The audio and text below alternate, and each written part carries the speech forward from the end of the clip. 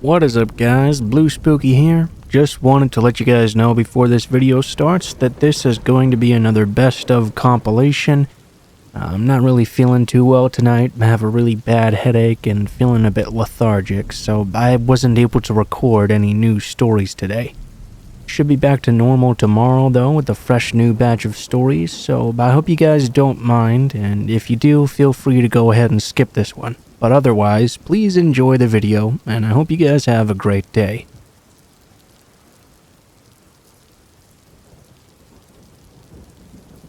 I lived the summer camp cliché when I was a child. You've probably seen it in movies or on television, perhaps. A kid doesn't want to go to camp and whines and cries until his parents finally send him away. Once the kid gets there, he doesn't really enjoy it at first, but eventually he gets caught up in all the fun, and then summer camp becomes such a part of his life that he doesn't even want to go home when his parents come to get him. Honestly, that's kind of exactly what happened to me. However, when the time came for my parents to grab me, I was all too eager to head home. It's not that I didn't enjoy being at camp either. I absolutely did. We made crafts, went on hikes, and even had an archery tournament.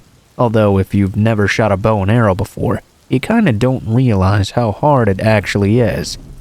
That didn't matter though. I was having so much fun that I even enjoyed the food. I think what really got me into enjoying it so much was the cabin I was staying in. There were 10 boys in it. We all had 2 bunks. At night, we would play these little games, mostly truth or dare sorts. You get a bunch of 12 and 13-year-old boys in a cabin by themselves, and generally the last thing any of them wants to do is go to sleep. Us boys would of course ask each other naughty questions, to which everyone else would always answer with a bunch of lies. We'd also dare each other to do dumbass things, like crawl across all the tops of the bunks without hitting the floor. One kid was even dared to hump a pillow, and in order to not lose any face, he did just that right in front of everyone. It was a hot night one evening, and we were just playing around like usual. This boy Pete had his turn, and asked me if I wanted a truth question or to take a dare. I chose dare. I wasn't really good at making up lies for those truth questions. His dare was really weird though. He dared me to switch beds with him. I had a top bunk in the middle of the cabin, and he had the bottom bunk just off to the side. I figured he only dared me because he wanted to sleep on the top. I accepted his dare, and in a way felt a bit relieved he hadn't asked me to do anything more serious. When I took my things and climbed into his bed, I wondered why this kid had given up such a comfortable spot. I mentioned before it was a really hot night. We were in summer camp cabins, so we didn't have AC or fans. The only way we could keep cool was by keeping the windows to the cabin open. The bed he'd traded me for was right next to one of them. It was the ideal spot. I was not sure how much longer we fooled around playing, but eventually we all headed to sleep. I fell asleep as well, even though I can't even remember trying to, and I was dreaming before I knew it. Suddenly though, I felt something grab me in my dream. I recall being very confused at first. It was an uncomfortable enough feeling that it caused me to wake up immediately. My head was hurting, and I quickly realized that someone was grabbing me by the hair and trying to pull me out through the cabin window. I tried to look up to see who this was, but all I could make out was a large shadow of someone pulling my hair extremely hard. I started screaming and woke up the entire cabin. I screamed as loud as I could. This person was really tugging my hair, and my head was already out the window. He was trying to pull me out with him. The other kids in the cabin were wide awake now, and when they realized what was happening, they ran out to grab some of the counselors. The counselors didn't get there fast enough for me. The man managed to get me halfway out of the window as I continued to scream. Then I caught sight of his face. He was nasty looking, covered in boils and dirt, no teeth at all. He was scowling at me, with his mouth clenched like he was extremely angry. It made no sense as to why he'd be attacking me. Just before he got me all the way out the window, 2 of the counselors arrived and tackled the man like high school football players. I got free of his grip. They then proceeded to beat the ever-loving shit out of the guy as I climbed back in through the window. The counselors really went to town on that man. The police were called, and they eventually took the extremely roughed-up man away. When the counselors and the police were talking to us about what happened, one of the counselors asked why I wasn't in my assigned bed. I explained to him the truth or dare game and told him that Pete had asked me to switch beds that night. Pete, when asked why he did this, simply told the other counselors, "Well, I saw a scary man hiding in the trees. He was watching the cabin, and I didn't want to be in my bed right next to the window, so I traded beds with someone else." Pete, you're a dickhead.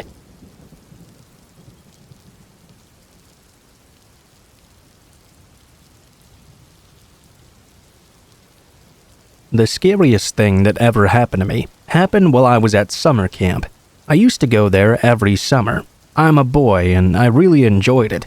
I looked forward to it as well, and when my parents dropped me off, I was so excited I barely even said goodbye to them. I ran off immediately to try and get myself involved in the various activities. When I was 15 years old, I even got the opportunity to be a counselor myself. It was great, actually. I had been going there yearly and knew the place inside and out. I was generally seen as pretty responsible. Being a counselor meant I was allowed to take out canoes whenever I wanted to. I especially loved canoeing, so this was a really big plus for me. Being a counselor, though, was much harder work than I'd initially thought it would be. A lot of the younger boys were brats, of course, and it was difficult trying to control so many kids at once. I had to break up several fights and make sure kids were going to bed when they were supposed to, and help care for them when they got hurt. I also had to make all their schedules as well. It was real tough work. I guess I never realized that I was just like them when I was their age. I finally got a break one day when I asked to be let off the nature hike roster. I had been working so hard that the supervisors decided I needed some rest.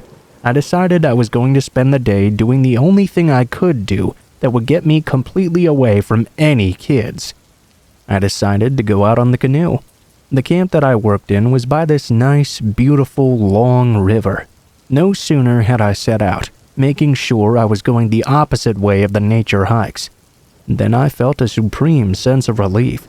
The trees were so beautiful on each side of the river, and I got such a good view of the many hills around the camp. The water was calm and still that day too, so it was a very easy-going experience. I was now alone in this empty area. It was pretty quiet for the most part, other than the frequent buzzing of what I assume were cicadas, or the occasional cry of a loon. Loon cries can be a bit unnerving if you've never heard one, but at least I could figure out what they were. With the echoing sound of the river valley, though, it made their cries seem so much more eerie. When I had been rowing for a long time, I began to hear a different noise. It sounded as if someone were possibly chopping a tree or something. I was surprised when I heard this, but I wasn't really worried. If I had accidentally wandered onto anyone's property, I would just explain myself and leave right away. My canoe began getting closer and closer to the noise as I kept on rowing. Eventually, I was able to hear the original sound. It was definitely someone chopping something. I became intrigued. Maybe someone was building something out here. It wasn't too long before I eventually was able to make out some movement up ahead of me. There was someone in the woods on the left side of the forest, but I couldn't quite tell what they were doing. At first, I tried to make it out by just squinting, but then I recalled that I'd brought some binoculars with me. I took them out. This was a bit of a pain. Obviously, it's difficult to look through a pair of binoculars while also trying to control a canoe. In fact, it gave me a bit of motion sickness. Eventually, though, I did get a view of the man who was up on the hill. He appeared to be chopping a log on the ground. I realized it was nothing too important, but figured the man probably owned the area and decided to go ahead and turn back around. However, just before I had decided to put my binoculars down, I saw him swing the axe into this log. Then he moved away. I had to do a double take to make sure I was seeing what I thought I was seeing. There was a man lying on the log, with the axe firmly embedded in his chest. I dropped the binoculars into the canoe, afraid for my own safety. The man was pretty far away, but if I could see him through the trees with my binoculars, it was possible he could see me way out in the open on the river. I was thankful the river was calm at least, as I frantically paddled my way back towards the camp. The return trip was a nightmare. The peaceful sounds I'd heard on my way down the river no longer seemed so peaceful. Every loon cry made my heart jump. Every sound of an animal moving through the trees made my heart race. I kept on thinking it could be that man, that he knew I'd seen what he was doing. If he was willing to do that to whoever that person was, what was he willing to do to me? It took me a few hours to get back, but boy was I so relieved when I did. I told my supervisors what I'd seen, but they immediately dismissed me. They told me I'd probably misconstrued what was going on. I was looking through binoculars on a canoe through trees, to be fair. Besides, it would be nearly impossible to find someone in those hills if something really had happened. A bit cavalier if you ask me, but I really had no choice but to accept what they told me. I did continue going back to summer camp until I went off to college, but I never again went off on my own for any reason.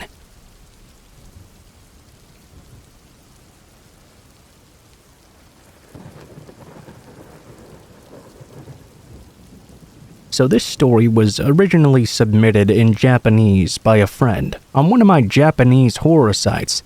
What follows is my best translation of the story. It's somewhat weird because it happened in an abandoned summer camp in Fukushima, Japan. What's even weirder is that I didn't know it was abandoned when I initially set out for it. I'd been looking for Takaka no Numa Amusement Park, a really famous abandoned park in the area. I had become completely obsessed with it many years ago when I had run across some pictures of it online. I live in Iwaki, which is a coastal town in Fukushima. I had never been to this amusement park before and didn't know anyone else who had been either. Because of this, I didn't really know exactly where it was. There was a bit of an urban legend, you see, that it was impossible to find. If you entered the coordinates on Google Earth, you would not find anything. I've since learned that that's because the park was simply demolished. Well, that information may have helped me those many years ago, but it doesn't really help me too much now that I know it now. I would take these excursions out into the hilly area around which the amusement park was said to have stood. It was easy enough to do, as there were no barriers preventing me from going off the street into the hills and searching around. I was exploring, and I got particularly excited when I came across what looked like a bunch of abandoned old cabins. I thought I was on to the first signs of something. I was, however, disappointed when I realized it had nothing to do with the amusement park. It was simply an old, abandoned summer camp out in the woods. Well, perhaps it would be exciting to see an abandoned camp as well. This sort of thing is definitely not common in Japan. Despite my initial disappointment, I decided to go and check out this new discovery, and it was pretty interesting. There were a good 15 buildings altogether, so not a particularly large area. There was what looked to be an office, a cafeteria, some cabins, and a few buildings that I couldn't quite discern the nature of. The camp itself must have been very old, too, because the forest had grown over it quite thoroughly. Large trees had grown in the walkways, and bushes and very tall grass covered everything else. It was the sort of scenery you'd expect to see in a very scary movie. I went into one of the cabins, surprised to find that the floor was still fairly sturdy. There were several beds in there, and it smelled musty and moldy. I didn't want to stay inside for too long.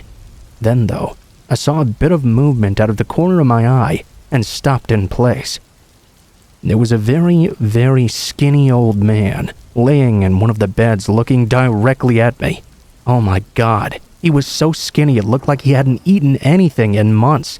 His hair was long and unkempt, and his clothing was ratty and full of holes. It consisted of nothing more than a dirty and ripped-up pair of slacks and a nasty, stained tank top. His eyes were wide open, bulging out of his head, and they looked extremely angry. The man began to make this strange noise, sort of an enraged, gurgling yell. He shot up from the bed, then stood still, screaming at me. It was so weird. It was like he didn't even need to breathe. He didn't come at me at first, but began to wildly look around the area. I didn't know what he was doing at first, but I soon figured out he seemed to be looking for a weapon or something. While he was doing so, he kept angrily screaming until he grabbed a large rusty machete and picked it up. I turned tail and ran. I sprinted out of the cabin, out of the camp, and was all the way out before turning back and looking. The man was standing outside, watching me, still screaming and holding that machete. Fortunately, the man was very skinny and weak, and so had no chance of keeping up with me. I kept on running until I was out of the woods, and arrived back at my car. All of this because I was looking for an old abandoned amusement park.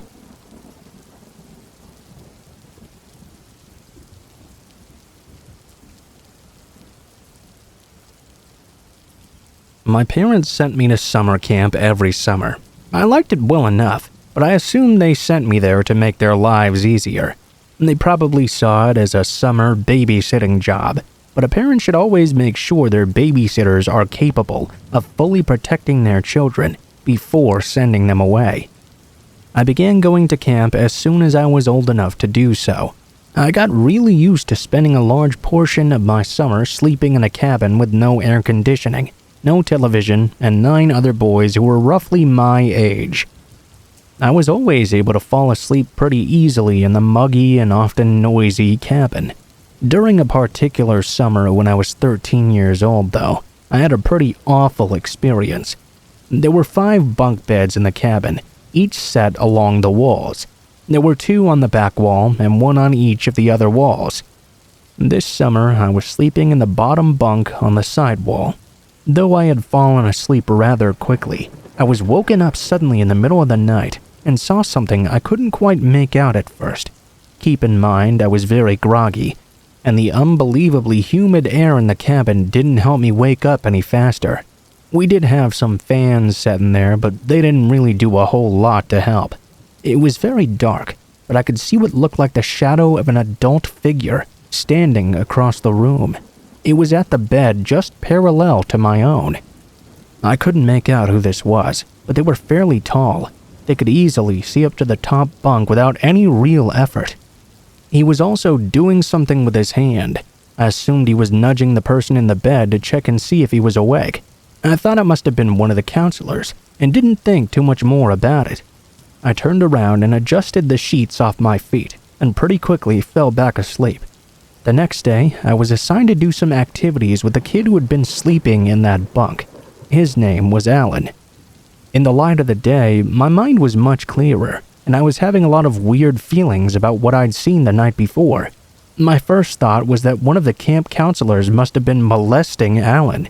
His presence in the cabin and the movements by the bed made it seem possible. But if that were the case, Alan didn't seem to be acting like anything bad had happened. In fact, he was in an excellent mood, and we had a lot of fun together that day. The following night, though, I made the same observation again. I once again woke up in the middle of the night and saw that same tall, dark figure standing next to Alan's bunk. He looked again like he was trying to nudge Alan to see if he was awake. This time, I was a bit put off by what I was seeing. I was in fact worried that whatever the guy was doing to Alan, he might do it to everyone else too, and maybe even hurt Alan. I made it a point that I was going to ask Alan the following day about what this guy's deal was, and maybe see if we needed to talk to another counselor together. When morning came, I was the first one to get up. I immediately remembered seeing what was happening the previous night, and ran to Alan's bed to wake him up and talk about it. When I got up, though, I looked over at Alan's bunk, and saw it was now empty. I was immediately alarmed, because his bed was not made either. We were required to make our beds before leaving the cabin in the morning, and Alan was always a stickler for the rules. I ran immediately to talk to my counselor. I was worried whoever had been in the cabin that night must have taken Alan. The counselor hadn't seen him, and contacted camp security, but Alan was nowhere to be found. He didn't show up at any of the events that day. He was simply gone. The surrounding forest was searched, in case he'd simply wandered out and gotten lost. Or, in the worst case, if something else had happened. But no one ever found him. Even now, many years later, I have no idea what happened to Alan. I've dealt with immeasurable amounts of guilt, for not getting up that night to confront the man and see what was really happening. Obviously, whoever that guy was, he took Alan away. Maybe I would have been able to stop it if I'd gotten up and said something to the man. I'm sorry, Alan.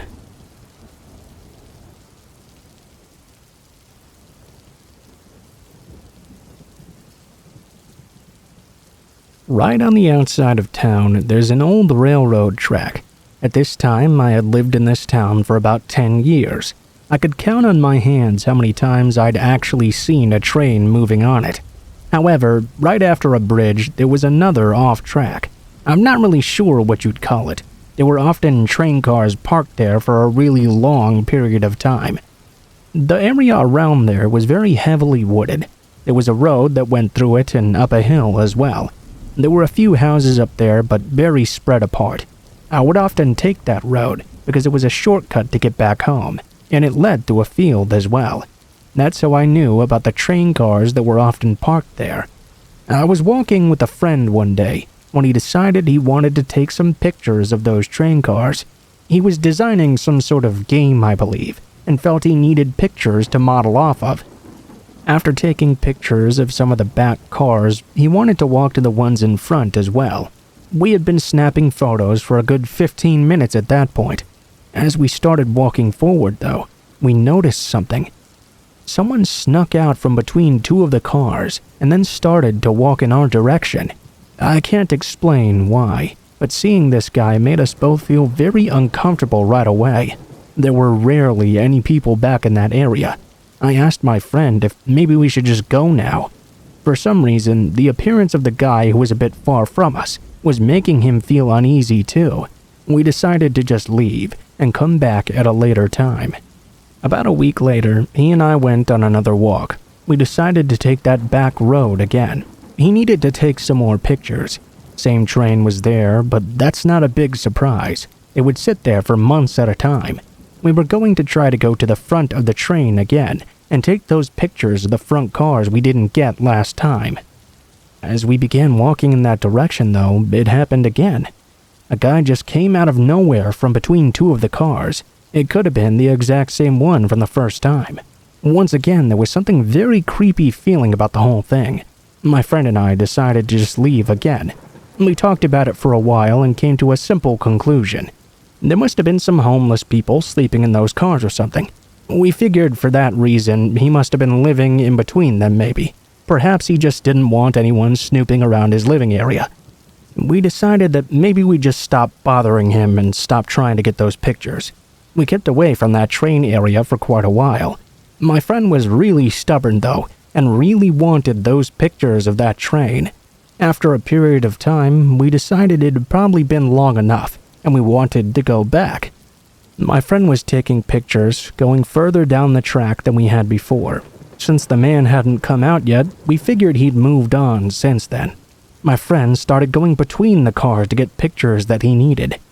This happened so quick that it took me by complete surprise.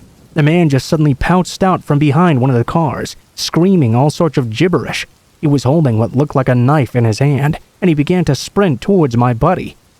My friend was closer to the man than I was. He fell over in surprise. The crazy man easily jumped on him and held him down. My friend was struggling to get up. I hate to admit, but I almost ran away in fear. I knew I had to help my friend somehow, though. I ran over there and tried my best to pull this guy off of him. The man was a lot stronger than I'd thought, though. With the combined strength of me and my buddy, we were just barely able to push him off. The guy stumbled backwards and fell down. I tried my best to heave my friend to his feet. By the time he was up, the crazy man was up too. This was the first time I got a look at him. His eyes were chilling to me. They made Norman Bates look normal. His face was covered in blood. It was only then that I realized he'd actually bitten my friend. It was too much. The two of us took off running. The man chased after us with his knife, but fortunately only as far as the end of the train. We were able to get out of there safely from that point on. My friend had been bitten so bad he had to go to the hospital. The police went and arrested the man who attacked us. They found tons of dead animals in the area where he'd been hiding. It looked like he'd been eating some of them. He went to jail for the attack. 3 years for aggravated assault. The two of us, though, we're stuck with the memory.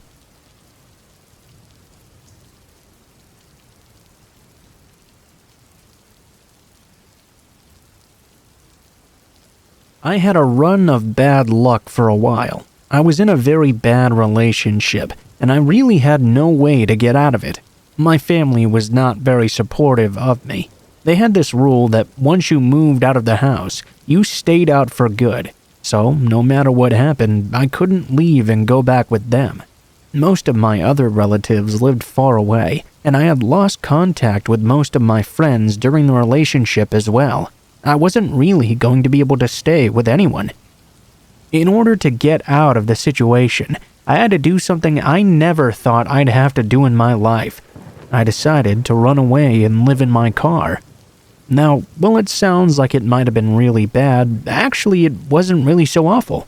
I had blankets and pillows, and I could just lay down in the back seat with no problem.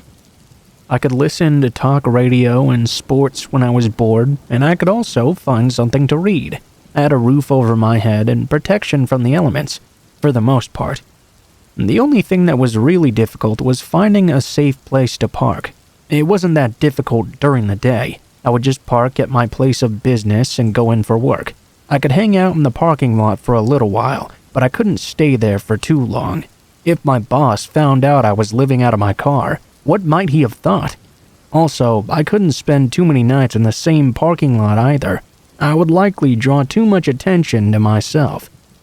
I had been staying in the parking lot of an apartment complex for a few nights when I inadvertently caught notice of a drug deal going on.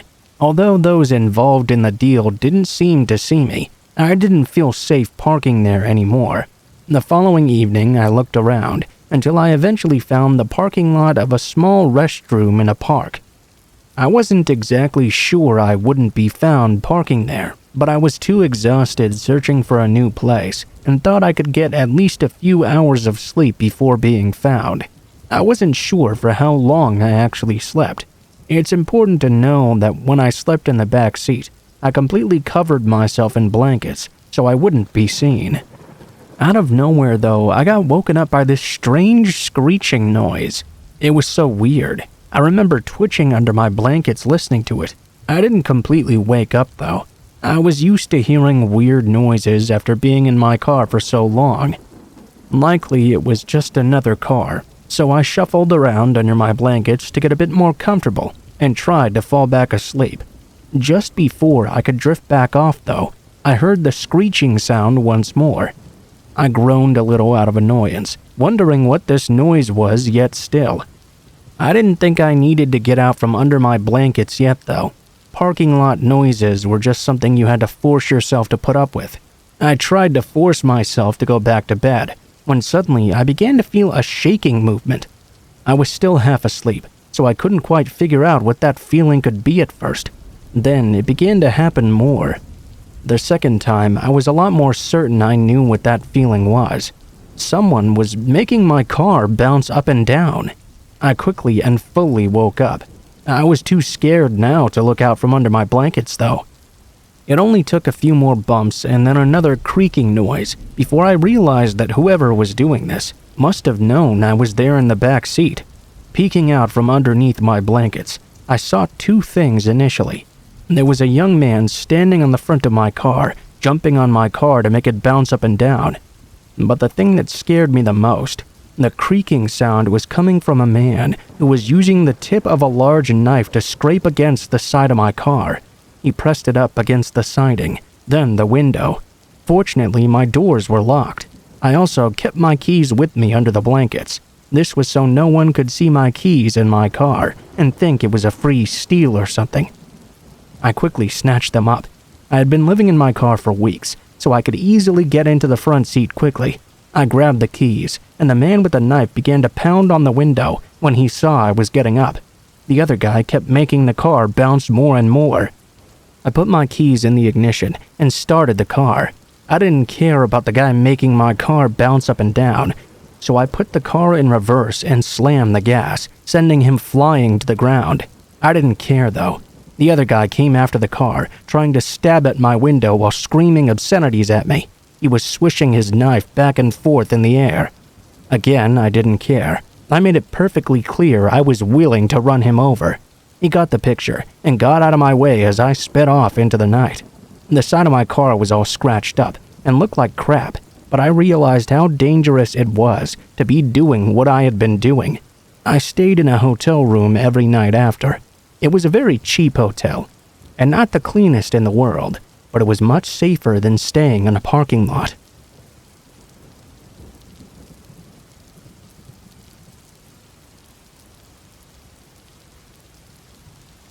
I was walking home from the bus stop, which was 2 blocks away from my house, when this scummy-looking guy in a car stopped by me.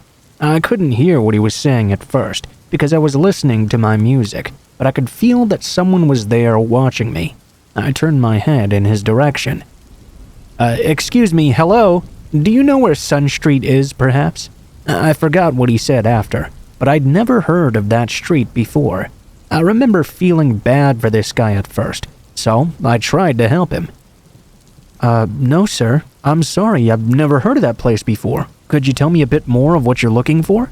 I started to get a bit weirded out, though, when he told me to come closer to his car. I didn't want to get any closer.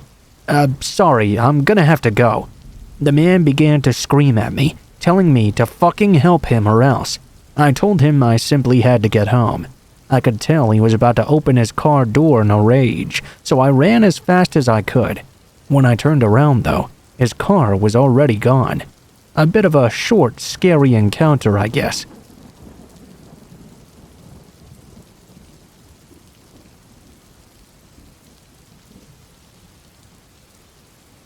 This happened a very, very long time ago. I hope my memory is intact, and that I'm telling the story as close to exact as how it happened. Although born and raised in the Midwest, I went to live on the West Coast after I graduated high school. I was one of those people who thought he would hit it big time in Hollywood. There were just as many of us back then as there are nowadays. I was able to get a decent job and a good enough car that I could travel back home at least once a year to visit my family. And trust me, there was no way I was going to get any of them to drive out to California to see me. If you've gone for a long drive, you know exactly what that's like. It can take a long time to get to where you're going, and back then, we didn't have internet to check the weather for an entire trip.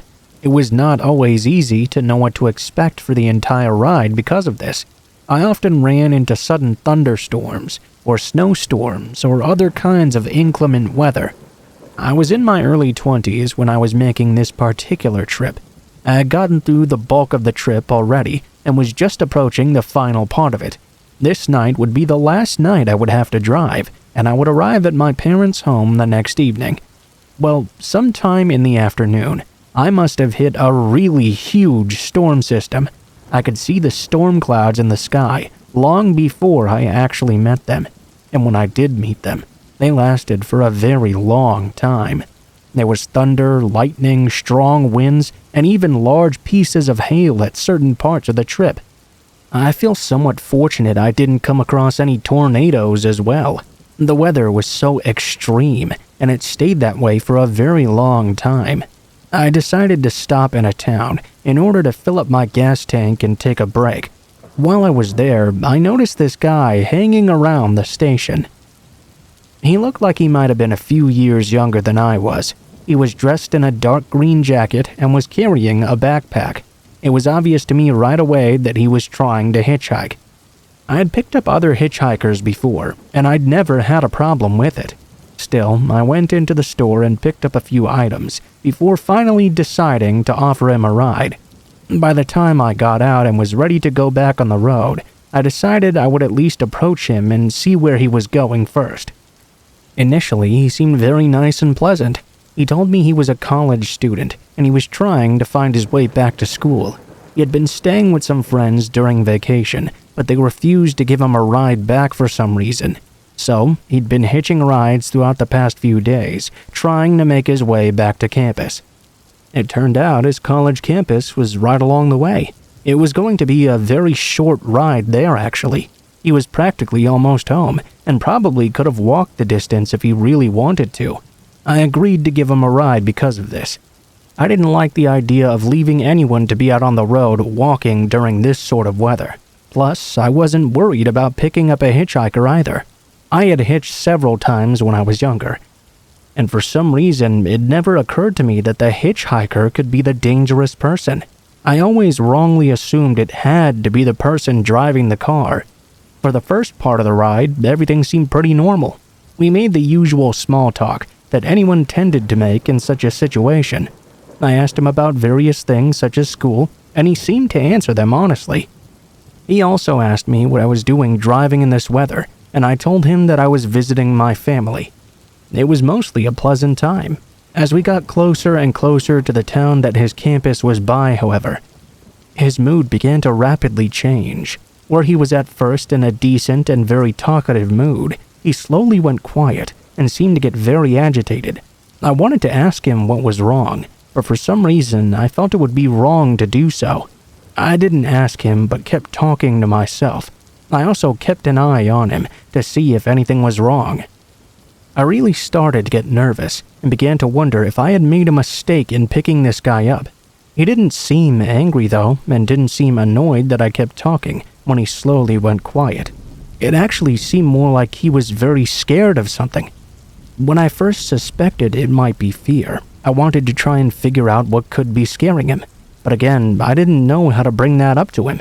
I just kept it to myself and was only talking about things I didn't think would upset him. When we got into town, it was still storming very hard outside. I asked him if he wanted me to take him onto campus and to his dormitory. He shook his head though, and sort of muttered that he didn't live in a dorm. He said he would give me off-campus directions to his house, and told me to make a few turns after. Other than giving me directions though, he refused to say anything else. In fact, he seemed to be getting more agitated. He told me to turn onto the street where the house he stayed at was. I pulled up in front, and he asked me to honk the horn once to let his roommates know he was home. He didn't have a key to the house, he explained. Although I found this request odd, I still did so. The front porch light went on. Then I saw the door shoot open, and a few men rushed out the front door. They began to approach the car. Out of nowhere, the guy told me to drive off right now. I looked at him strangely, and his agitation had gone to a full-blown panic. He began hitting his leg with his fist and urging me to go right now as quickly as possible. I didn't know what was going on, but he seemed to be absolutely terrified. I put the car in gear and shot off down the street. Looking into the rearview mirror as I drove away, I noticed that the guys were now sprinting down the street towards us. One of them was yelling and screaming something, but of course, there was no way they could keep up with us.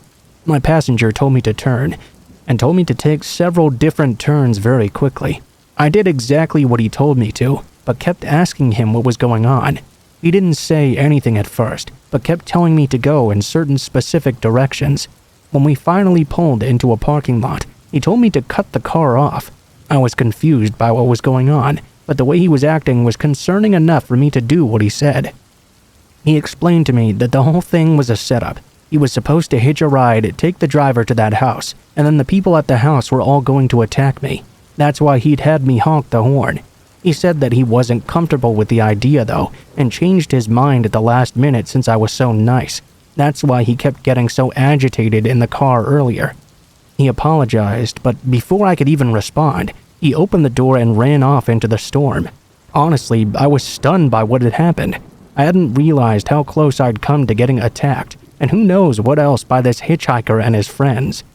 I was appreciative that he'd changed his mind, sure, but I was really worried about what would happen to him when he met up with those guys again. I mean, surely they would punish him for backing out.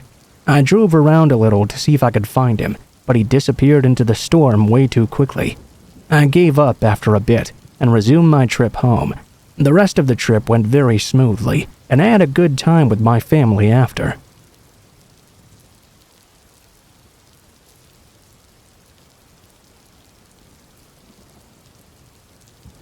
I always remember being somewhat scared of the dark when I was a younger kid.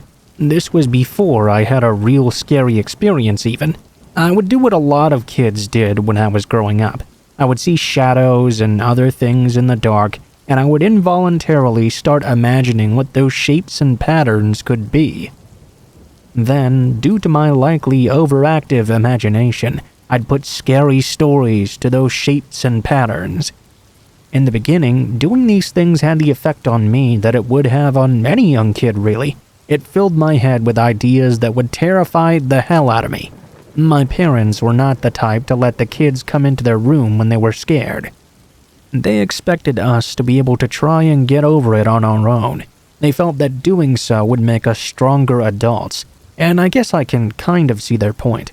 When we were younger, though, that was hardly any solace.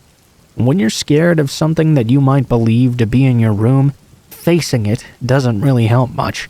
What I did was try to make a nicer story out of the shapes and shadows that I'd see everywhere. Although this was hard at first, it eventually became a lot easier. Whenever I felt even a little bit scared, I tried to create a friendlier story in my head. After a while, I would eventually just fall asleep without even realizing it. I'll admit that even now, well into my older age, I still get scared of the dark sometimes. At the age this story took place, however, I was much more scared of thunderstorms than I was of the dark. There was a night when I was 12 years old that I had a scary experience that was both in the dark and during a thunderstorm. It was on a Friday night, which I remember because I was the only kid who was home that night because of it. My other siblings had all gone off for weekend sleepovers, which they were only allowed to do on Friday nights. I knew it was going to be quite the storm because the clouds on the way home from school were looking pretty damn dark and scary. I also knew it was going to be quite the doozy of a storm as well. By the time that I had dinner with my parents, the storm had hit quite fiercely. It was going to be unfortunate though, because at the time, my parents were doing a part-time job every Friday and Sunday night. They were housing subdivisions opening up in the area and doing house showings, so every Friday, my parents would go out at night and put up signs that would guide people to the subdivisions all over the county. They normally left right after we would have had dinner and would not get back until well after midnight. I was concerned for them being out in the storm, of course, but I was also quite concerned of having to be by myself the whole time.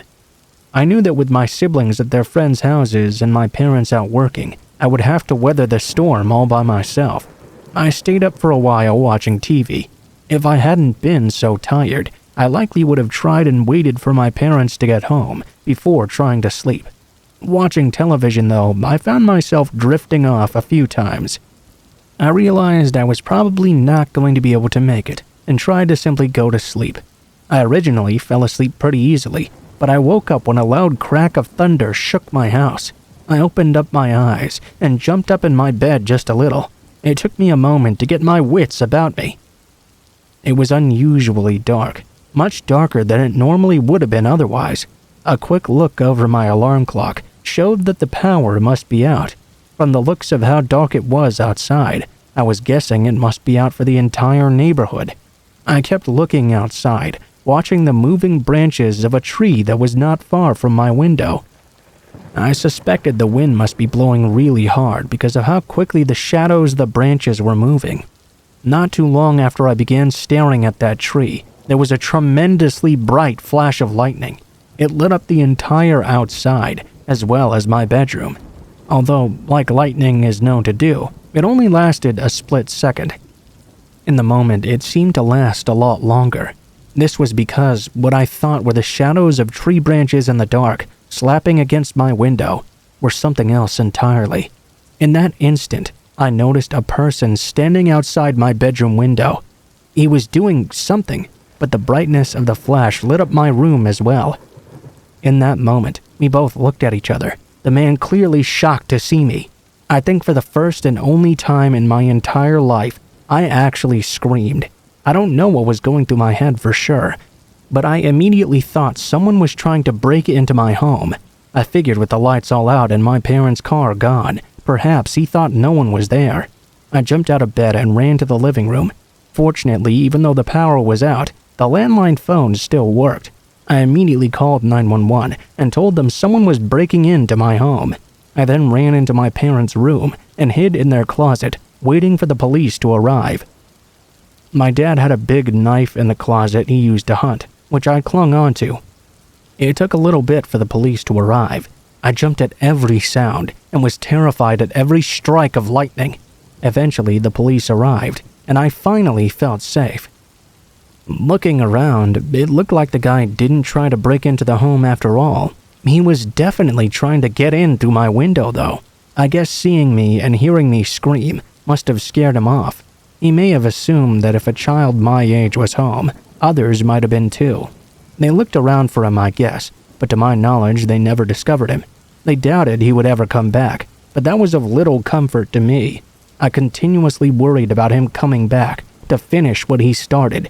It took me years before I was completely able to not be scared anymore.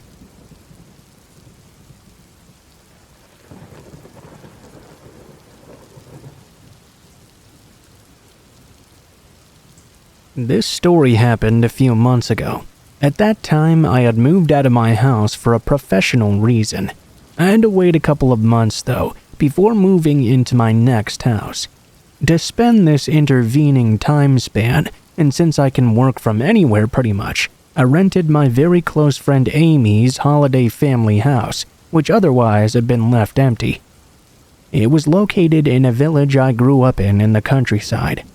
I know this family and their house very well, ever since I was a very small child. The house was rather large, with 2 floors and 5 bedrooms. It was located in a quiet, very remote area of the village, only surrounded by forest and other empty holiday homes. While planning this, I was aware that this setting could be quite scary, being a single 27-year-old female. But I hated to restrain myself in life just because of some unfounded fears. I decided instead to take a few measures to feel more safe. Before moving in, I planned to do a complete checkup of all the doors and windows. Once done, I would look into every room, under every bed, and inside all the wardrobes. That way I could be certain the house was perfectly empty at the moment, and would stay so in the future. I would be very careful with all the doors, and I would not leave any spare keys lying around. When at night, even if scared, I could reason with myself easily and know it was all in my head. I was accompanied by my mother to do the checkup, as she lived very close by. We faced a problem very quickly, whilst verifying the doors and windows. 2 of the glass doors on the patio seemed to be malfunctioning, and you could just slide them open very easily. The layout of the 2 doors was the following. One was looking towards the garden, the second one between the patio and the rest of the house. This meant someone could not only get inside the patio from outside, but also into the rest of the house as well. After this startling discovery, I called up my friend Amy, and we agreed I would get a locksmith to come out there and change this. Amy's financial situation with her family was not exactly at its peak. So depending on the price, either only the door leading to the garden or both doors would get fixed. The price was reasonable, thankfully, and thus the locksmith lady could change both locks at the same time. The patio was now perfectly sealed. However, according to her, the glass door leading to the garden was weak, and one could easily open it no matter the lock if sufficiently motivated. It appeared the glass door between the patio and the rest of the house was safe though, so even if they could get that far, they couldn't get any further. One could have as much fun as they pleased on the patio, as long as I was safe inside the house myself. After that, and successfully clearing the second checkup, I was more than happy to move in. The first days were a bit scary, of course, but since I was careful with the doors and the house's surroundings were so peaceful and lovely, I quickly forgot about this, and it became absolute bliss to live there. I was heating myself with a quaint fireplace, eating good food, breathing in all this fresh air. I was very free and happy. Only, I had noticed a small odd detail after the first few days. There was a third glass door that suddenly was not locking properly anymore. I got very surprised, since I'd checked this very carefully during my initial checkup. This third door was right next to the one I'd gotten repaired as well, between the patio and the house. This meant the patio was not perfectly sealed anymore. It was still fine, I thought. All the doors leading to the outside were still locked, so no need to worry too much. I quickly moved on since I felt so happy there. I didn't want any useless fears to bog me down. I came to the conclusion that I must have simply missed it the first time through. I was a bit ashamed I got Amy's family to spend that money on those 2 locks, whereas it should have been 3 to complete the set, all because of my own carelessness. After 2 wonderful months of living this dream mostly on my own, since all my childhood friends moved out from the village, a friend came to visit me. We spent some time outside, and we had a drink at this place before I drove him back to his house, about an hour away or so. While we were leaving, he even emphasized how meticulous I was with making sure everything was closed and locked up tight. I told him it was the key for me to feel so good and safe there. When I got back home, it was around 10 p.m. I entered the home and locked the door behind myself. But while turning the key, out of the blue, intense goosebumps began to shoot all over my body. I had never experienced such a feeling before. I was not even aware that the human body could get goosebumps on the scalp itself. With that also came a very distinctive feeling of being in danger. My guard went up instantly. I felt so intensely that I was not able to ignore it at all.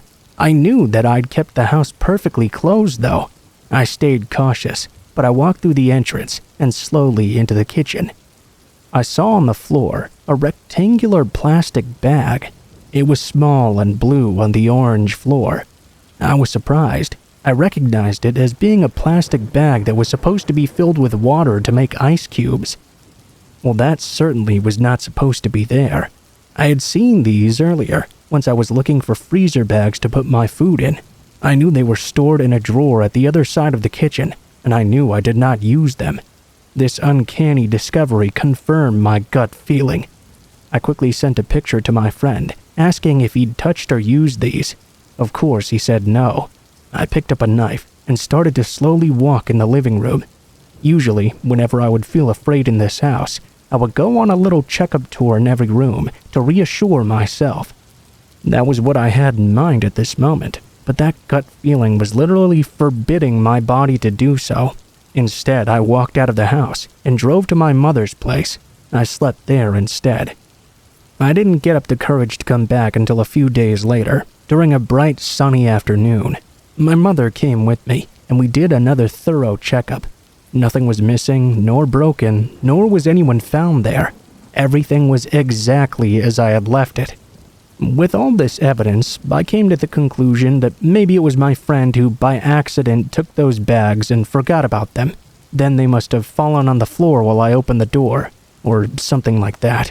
I came back in and kept living the dream in this beautiful place for another month after.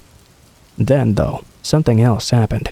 For a few days, I had been hearing these unusual noises outside, which began to scare me. I decided it was time for another checkup. It was around 9 p.m. I began going room through room, looking under every bed. Downstairs, all clear. I walked upstairs, opened the first bedroom, and to my surprise, the light was on. This caused me a small flinch. I never used these rooms upstairs, and they remained closed at all times. I walked toward the wardrobe, but just before I was about to open it, I felt a second flinch, as an unknown object seemed to be laying on top of the furniture. I opened it. Nobody was there. I closed it again and looked at this strange object. It was an elongated sheath of some sort, with a hook to carry it on a belt. The idea crossed my mind that this appeared to be a knife's sheath. I brushed it off. I didn't need my imagination going crazy in such a situation. I finished my checkup, but despite nobody being found, I couldn't help but feel weird about that sheath and the light. I went to sleep at my mother's place once again. The day after, I checked with my friend Amy. No family members had returned to the house while I was away, nor did they recognize the object as belonging to any of them. I dropped it off at the police station, and according to them, it was a hunting knife sheath indeed. Then I started thinking about that third patio door. It had been coming to my mind for some weeks. Reflecting back on my thorough entrance checkup, it's unlikely I would have missed such a detail. As well, the locksmith had changed the lock to the door right next to this one, and even stared at it as well. There's no way she would have missed that. I talked with Amy. We first imagined that perhaps an old Airbnb tenant made a copy of the keys or something. But more and more, I was sure that there had been some sort of sabotage. I had another locksmith come and look at the third door's lock. Indeed, she found the lock part screwed on the door frame where the lock embeds itself had been unscrewed and taken off. She also checked the door leading to the garden that her colleague had pointed out as easy to open. It had also had a similar occurrence. I left the house for good after that. I believe a person had their little habits in this home, using the way I checked when I arrived and making sure to be able to reach inside the place despite my changes, thinking that all this time I was living my life peacefully, reasoning with myself to not be scared, and that the place was actually safe and locked, when it never really was, really shook me.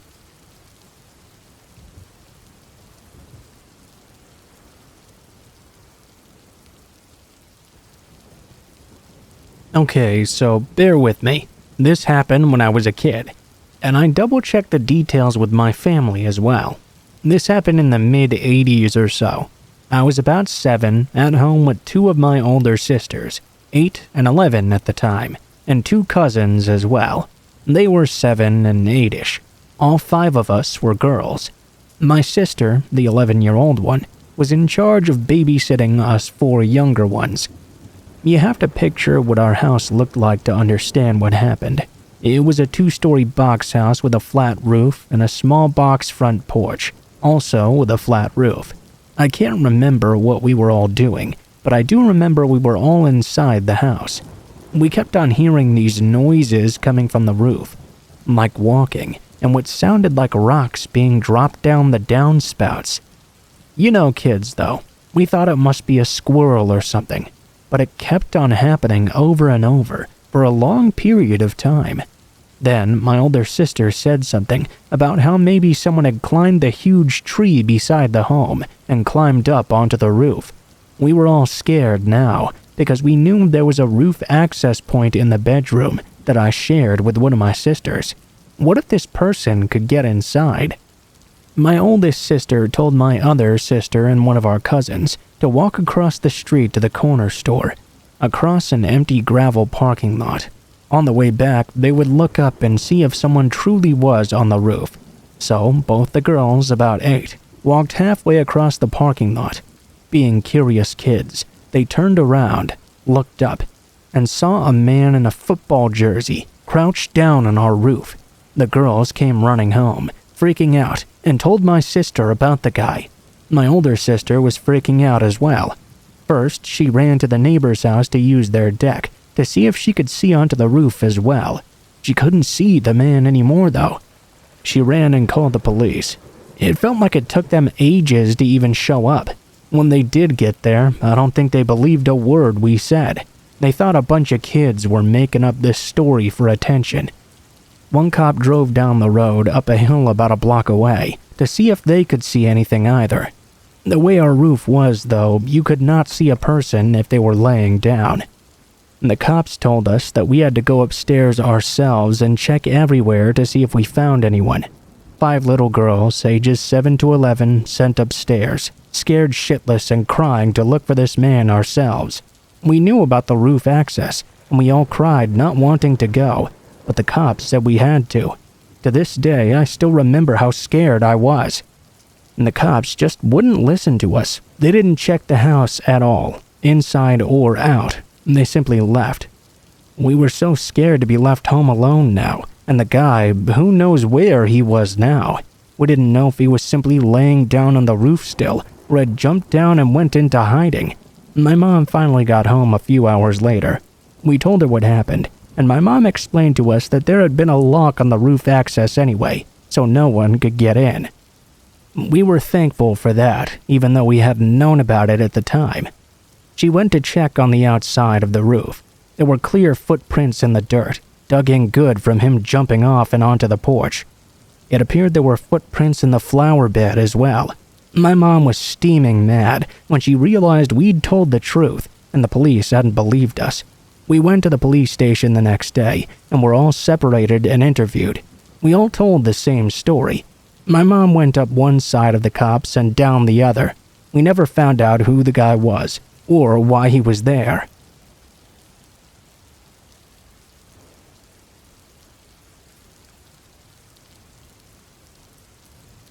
My mother was stationed at Kadena Air Force Base around the late 2010s. Being a military child at the age of 12, my life had been reset once again. I didn't have any friends, and I had to learn an entirely new neighborhood. I didn't really have anything that made me ecstatic. That is, except the Pokemon League on base. It was ran by a few people who earned their judge cards from Nintendo. They held tournaments and open game nights as well. It was so fun, picking up the card game, playing the video game. They even had their own small gym and Elite Four system. I made a lot of friends there, and one of them was one of the judges. I'm still thankful to that judge to this day, because if it was not for him, I may not be here right now. The judge in question we'll call Professor Getsu for the sake of anonymity. He was an extremely nice dude. He was the youngest of the three judges, and always wore a Pokemon professor getup. He looked maybe to be on the edge of his teens or early 20s or so, with dark hair, glasses, and a skinny frame. He was extremely helpful to all us newcomers, sort of like the big brother we could all look up to and strive to beat with our children's cars and video games, even if his game name Getsu was a bit nerdy even for me. He was always one of the last people to leave, helping to clean up and live nearby as well. That last thing is important for what happened. It was a colder night, and the event had just ended. I was sitting outside in the parking lot, scrolling through some memes my friends had texted me as I waited for my parents to arrive and pick me up. I was beginning to zone out as the time clicked by when I heard someone nearby call out to me. Hey girlie, you play Pokemon?" I looked up at some really huge dude, kinda chubby looking. I would see him every now and then at events, and he never really stood out too much. I gave a small nod and said, "Yeah, I do," as he gave me this wide smile, creepily wide. He started walking forward, and immediately I was hit with a nasty stench, what I guessed must be bad body odor. I blinked a bit as I saw he was walking to me from a black sedan, waiting with its back doors open. "I got this cool card collection. Come here, let me show ya." Now, my parents had already taught me stranger danger, but my kid brain thought, "Hey, he goes to the same events as me, and I see him around all the time. Surely it must be fine." That was what I thought, until he firmly grabbed my wrist and started to drag me off my feet to the sedan. To say I started screaming immediately is an understatement. Old Stinky Pete over here didn't care though. He was still dragging me, saying how much fun it would be, throwing out things about trading cards, like someone listening would think that he was dealing with a whiny kid. I honestly thought I was about to be taken, and I would never see my mom or dad again, that I would be on the back of a milk carton, never to be seen. Silly, I know, but I was rather sheltered about dying and death at the time. Thankfully, Professor Getsu was walking out at that very moment, presumably just on his way to walk home. All I know is that all of a sudden, I heard the sound of fabric slapping the man's face. The professor had swung his coat right in the man's face and smacked him as hard as he could. I could feel his hand go down to where the man was grabbing my arm. He grabbed Stinky Pete's pinky finger and yanked it back hard. Stinky let go and yowled like an animal as the professor pushed me back behind him.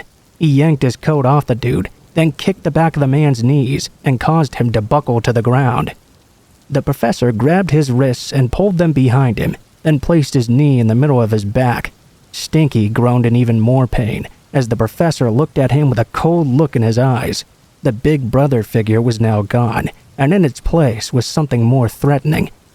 Even I was a bit scared looking at him. His tone of voice when he spoke didn't help either. Icy daggers lingered in his words. "If I see you back here, doing this shit to my charges, I'll make it pale in comparison to what Japanese prisons would do to you." Stinky scrambled away and ran to his car. He peeled out of the parking lot. The professor glared at him till he was out of sight. Then he guided me back inside the venue to buy me some fish and chips. He sat down with me until my parents arrived. The cold persona he'd had when he kicked the dude's ass was gone, back again to being the big brother I knew. To be frank, that kind of frightened me. I didn't understand why he'd gotten so aggro immediately.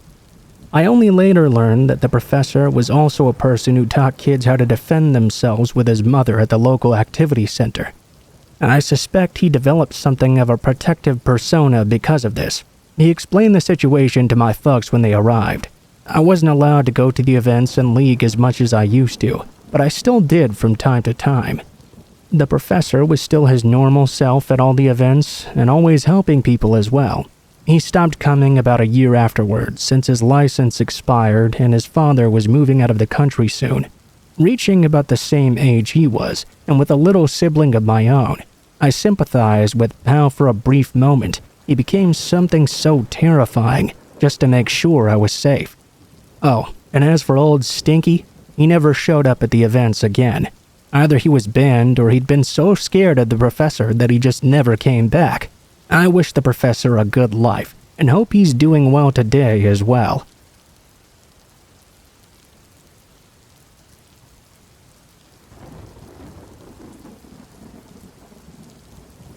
I need to get this off my chest. My fiancé, 27 and male, and I, 23 and female, are soon to be married and are remodeling an old family home. We started working on the house about 2 or 3 months ago, actually. My fiancé bought a bunch of tools to use on the house to renovate. The house had been sitting with nobody in it for over a year now. Keep in mind, it was also located in a fairly rural area. There were a few homes and trailers here and there, but really not much traffic, and very far in between all of them. We had a bit of a rodent problem, and had been setting up some traps to catch them. 3 weeks ago, my fiancé went to check the traps, and we had a rat that was still alive. Long story short, he didn't want to take care of it, so he left. I got off work at 9 p.m. and went over to the house to see what I could do about this rat. It was raining, and my mom and brother came with me.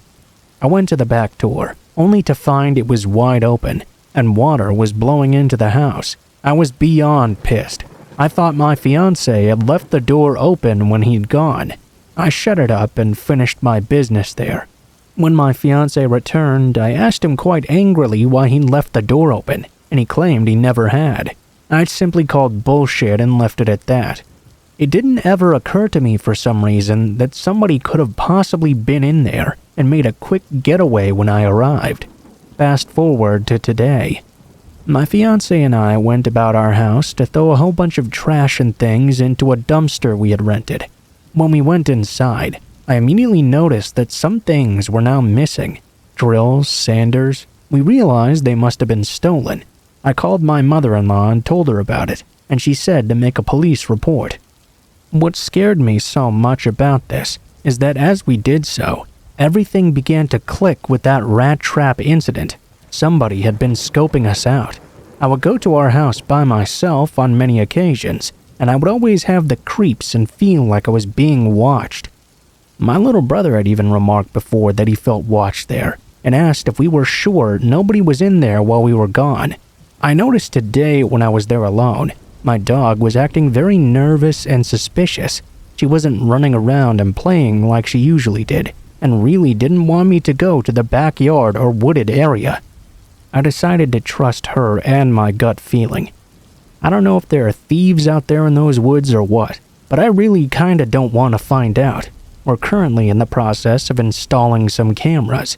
This had to have been somebody that lives nearby and can monitor how often we're there. Update. We did catch a car pulling in like it was scoping the place out. The people inside never left their car, but they did wait around for a while. We asked a few of my fiancé's family members about this, and that was to our detriment. One of them went and spread the word that we had cameras, and somebody in the neighborhood who owned the same type of vehicle we caught on camera slipped up and said they already knew things had been stolen. This to me was basically a confession because we hadn't told anybody about any robbery, at least until the incident with the car was caught on camera.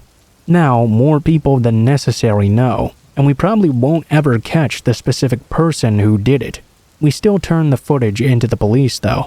Maybe they can dig up some background info.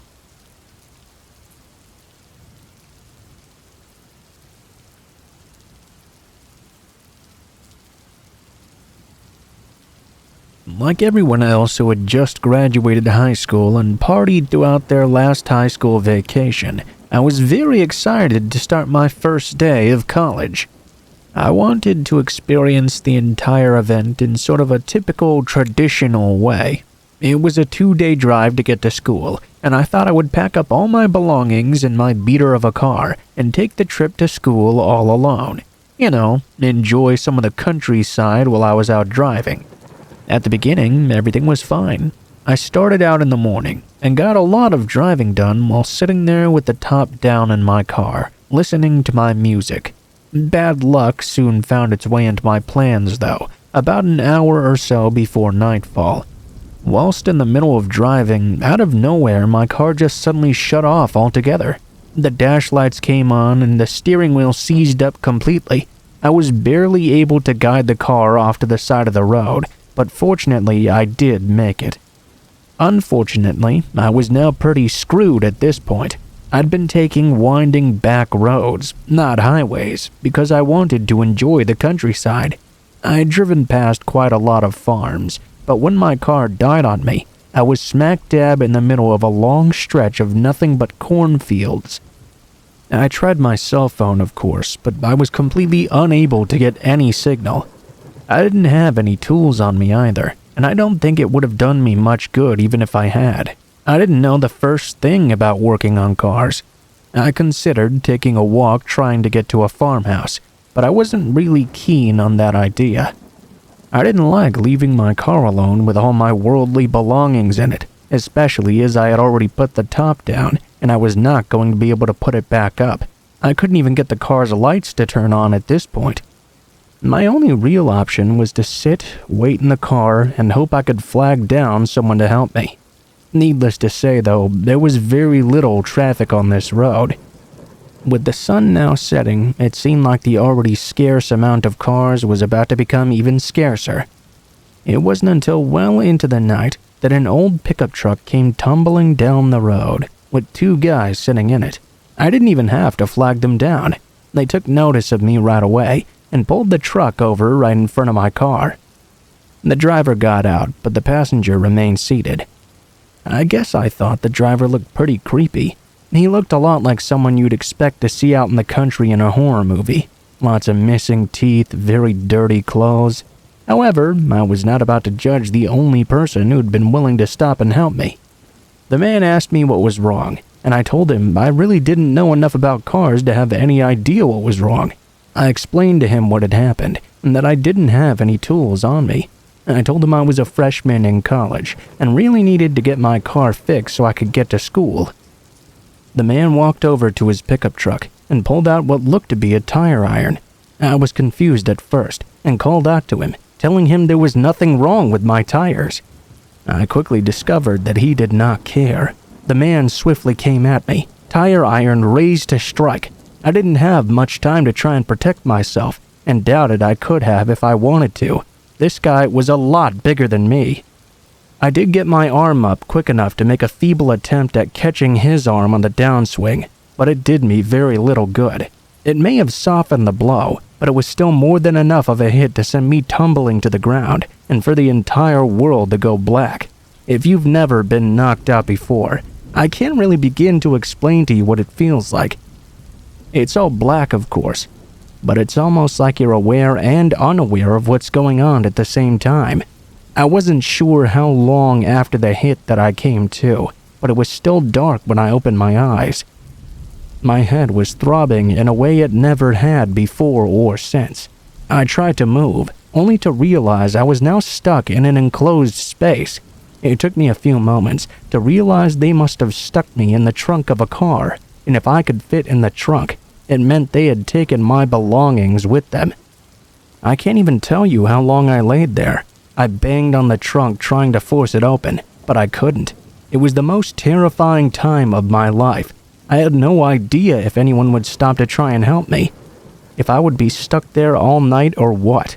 I had no idea how serious the blow to my head was either. Whenever I had the strength, I would pound on the trunk in an attempt to get myself out. Finally, after what had to be hours of hell, a local police officer stopped to check out this mysterious car sitting on the side of the road. I heard him outside, so I began banging on the trunk again. I guess the asshole that attacked me had left the keys in the car, so the officer quickly got me out. It was then that I saw they had taken everything of mine. They had cleaned out my trunk and taken everything from the back seat of my car as well, even my clothes. Of course, that was the least of my worries, as the officer had to call an ambulance for me. Fortunately, I was not that seriously injured. I did eventually get to school, but I got there very late. My parents were kind enough to forward me money to buy some new clothes and other things, and I was happy that the experience didn't sour me on school altogether. For future drives, though, I think I'll just take the highway.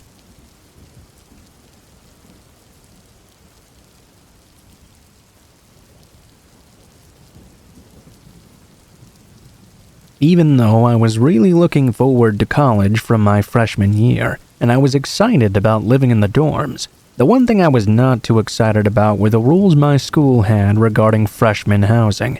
All freshmen had to have either a double or a triple room.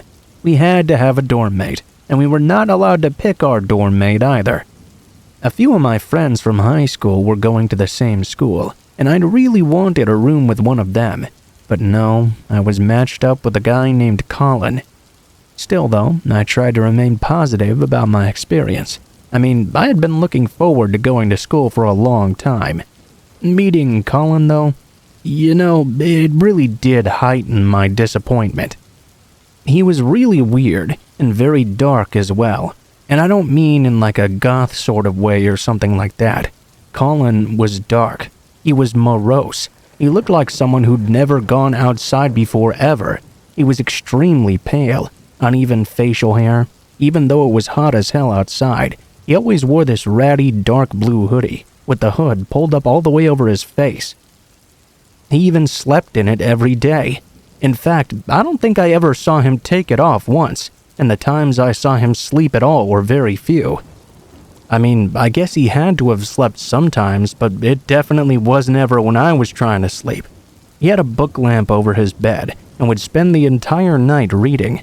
His eyes were always extremely bloodshot, and I began to wonder if he was on some sort of drugs or something. He really gave me the creeps. The worst thing about Colin, however, was the way he never said much of anything to me at all. He barely acknowledged me. It was like I didn't even exist. When I'd first met him, I got a half nod and a hey when I introduced myself. But even though Colin was weird and standoffish, I tried my best to be just fine with him. He was never mean to me exactly. For the first couple of months of living together, it was never tense either. He just did his own thing and I did mine. It began to get extremely weird though. One night when I was sleeping, I was suddenly woke up by Colin screaming at someone. Then I heard the unmistakable sounds of someone being beat over and over again. I opened my eyes but didn't get up yet. I was surprised at first that Colin seemed to have brought someone into the room while I was sleeping, but it turned out he actually hadn't. Colin was standing in the center of the room, punching himself in the face over and over again. I was actually a little bit scared, so I pretended to be asleep. He didn't carry on beating himself for very long, and soon the room was quiet. He continued to stand there at the center though, not moving. After a very long time, I finally fell back asleep. At first, I was definitely frightened.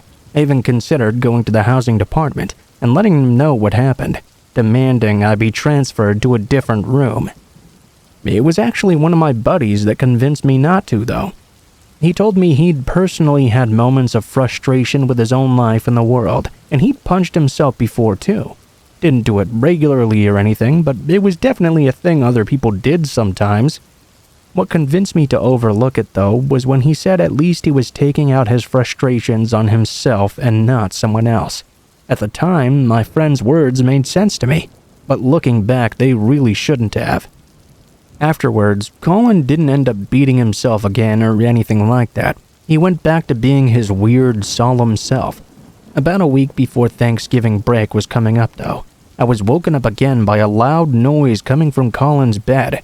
This time, it was not a yell or a punching sound. It was like a suppressed exclamation of pain.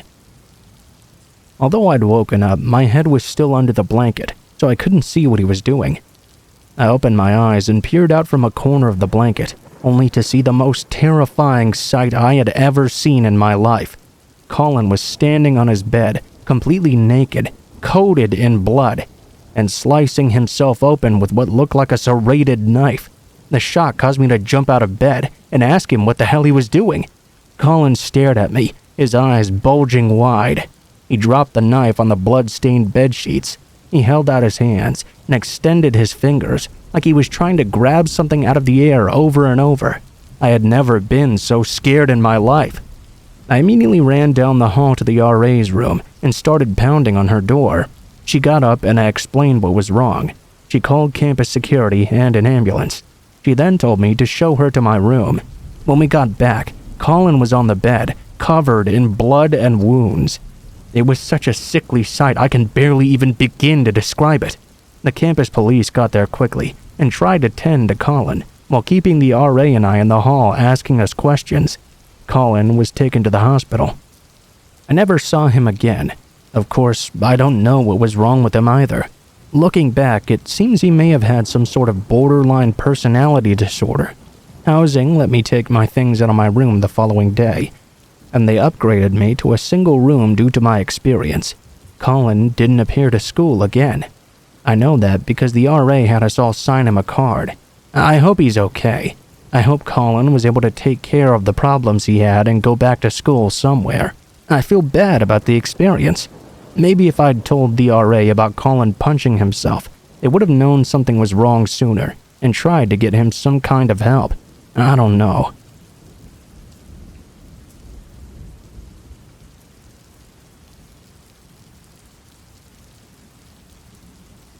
My scary college experience isn't something that happened to me.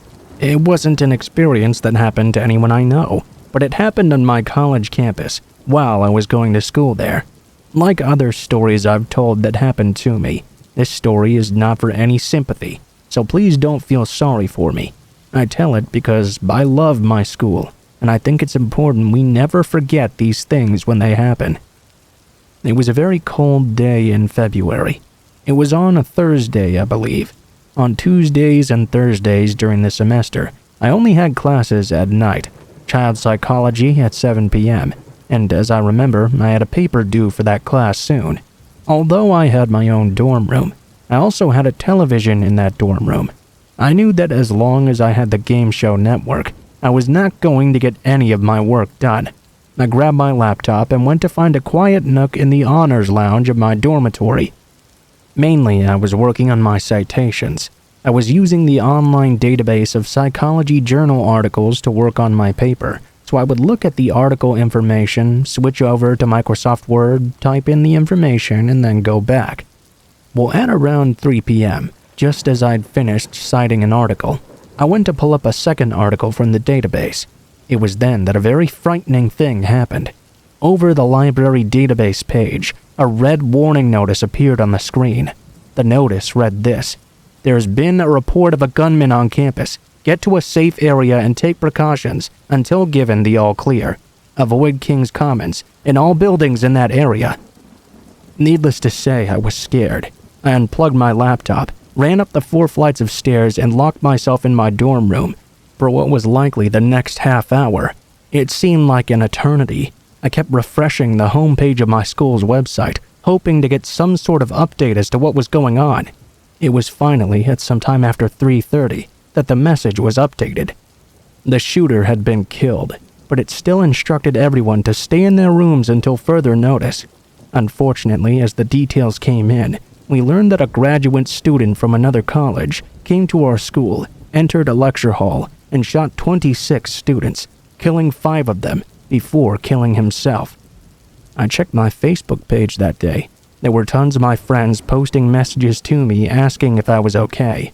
I had to confirm that I'd not been involved with the event whatsoever. We of course held memorials for the students who were involved, and made a pledge to never forget what happened on February 14th, 2008, at Northern Illinois University.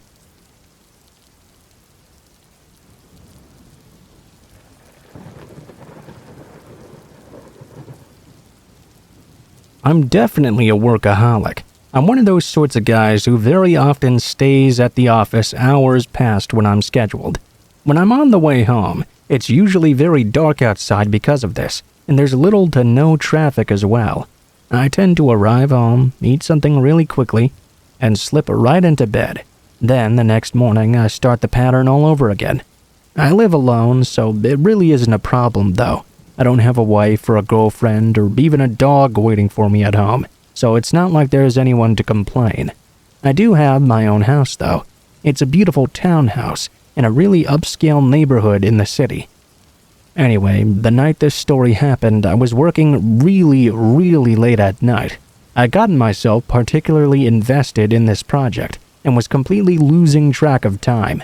I was hit with a sudden sleepiness and emitted a long yawn. When I looked up at the clock, I noticed it was now past midnight. I was mildly shocked because although I did often stay really late at work, this was nearly 7 hours after quitting time.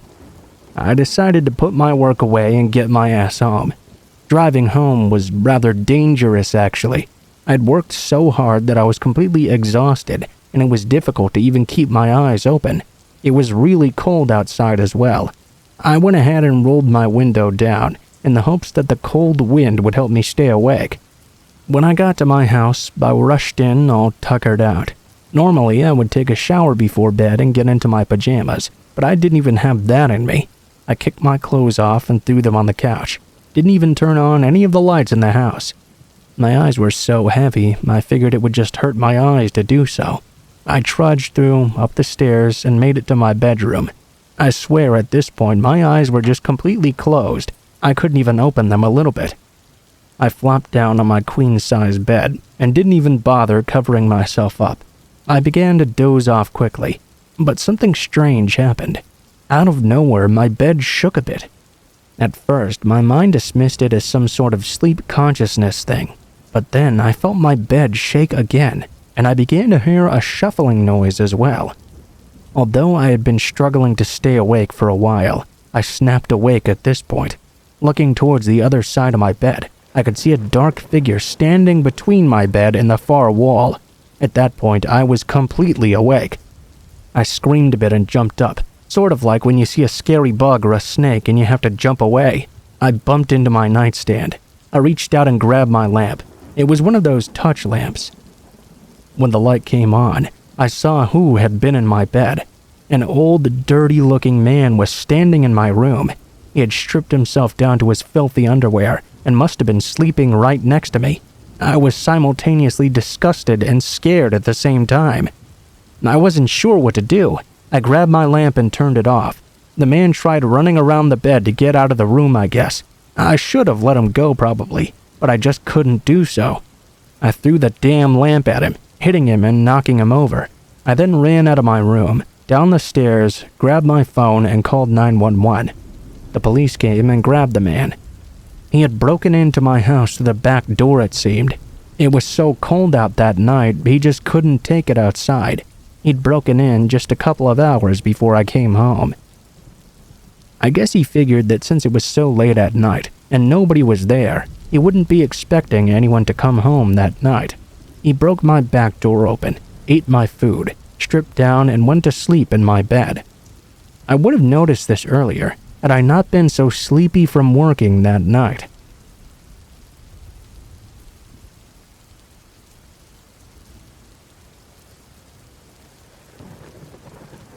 This is a story that happened when I was in the hospital about 15 years ago. Well, I wasn't in the hospital myself. I was at the hospital a lot though, visiting my boyfriend. Yes, I am gay, and this is very important to the story. I'm sure it had a lot to do with what happened. My boyfriend at the time had been in a head-on collision. I'll never forget when I heard about it. My body went numb, and I even blacked out for a moment. Seeing him in the ICU in a coma was just so bizarre. It was almost like he wasn't even my boyfriend. Like whatever made him Jamie was just gone. I'm not even sure if I'm explaining it correctly. It was just so odd to see him like this. I was allowed to spend time with him in the ICU because I was his medical proxy. His family was severely homophobic, and we worried that something like this might happen. He knew his family would never let me in to see him, so he'd filled out the paperwork and our attorney filed it. It was established that I had full control over the situation. I, in fact, could even keep his family from seeing him if I wanted to. I'm not that kind of person, though, so his family was free to visit as often as they wanted, as long as I was made aware of the situation. My control over the matter did not sit well with his mom, of course. Jamie and his mom had never gotten along anyway. She would raise hell with the doctors about how Jamie was her son, and I was just the slur boyfriend. Yes, she used the term. I was not a true member of the family. They had better get her consent, not mine. Update her first on everything.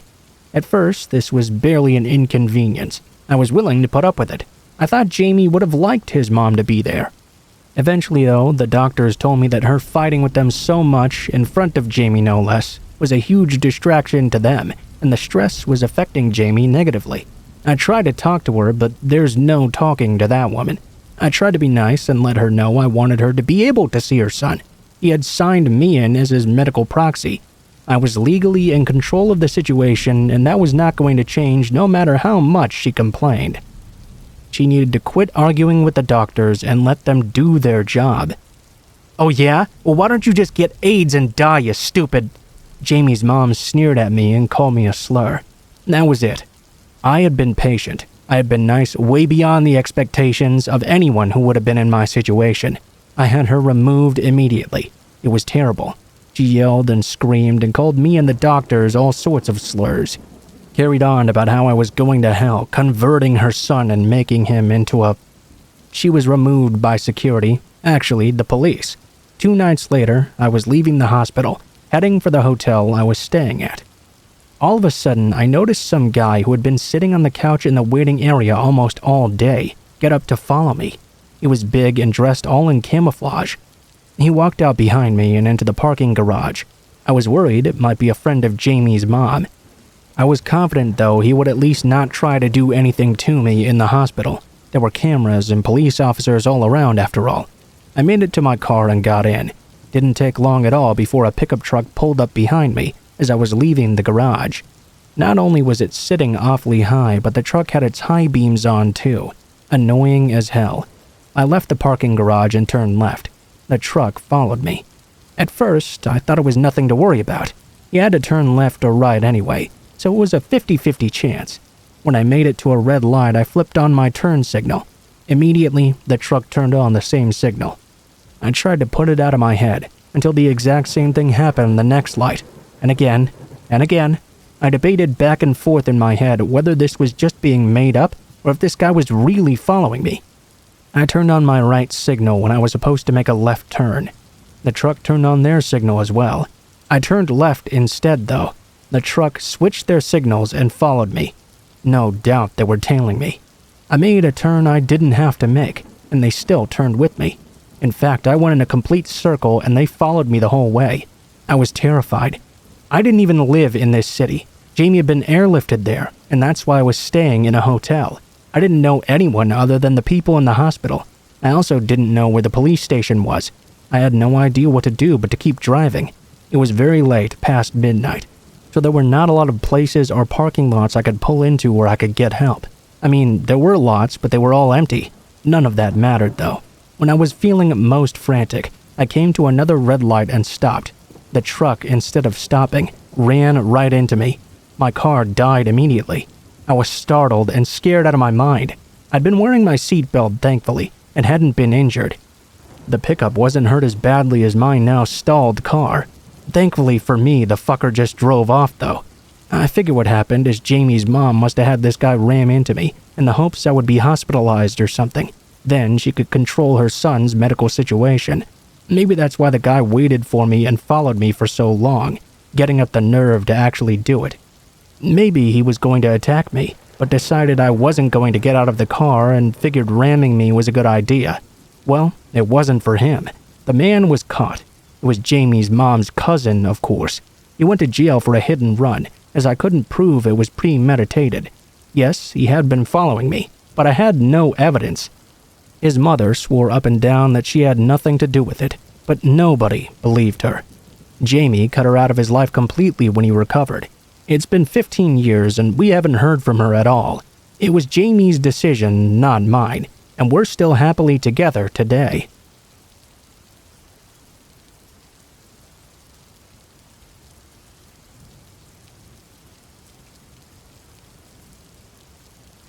I know a lot of kids have been bullied growing up.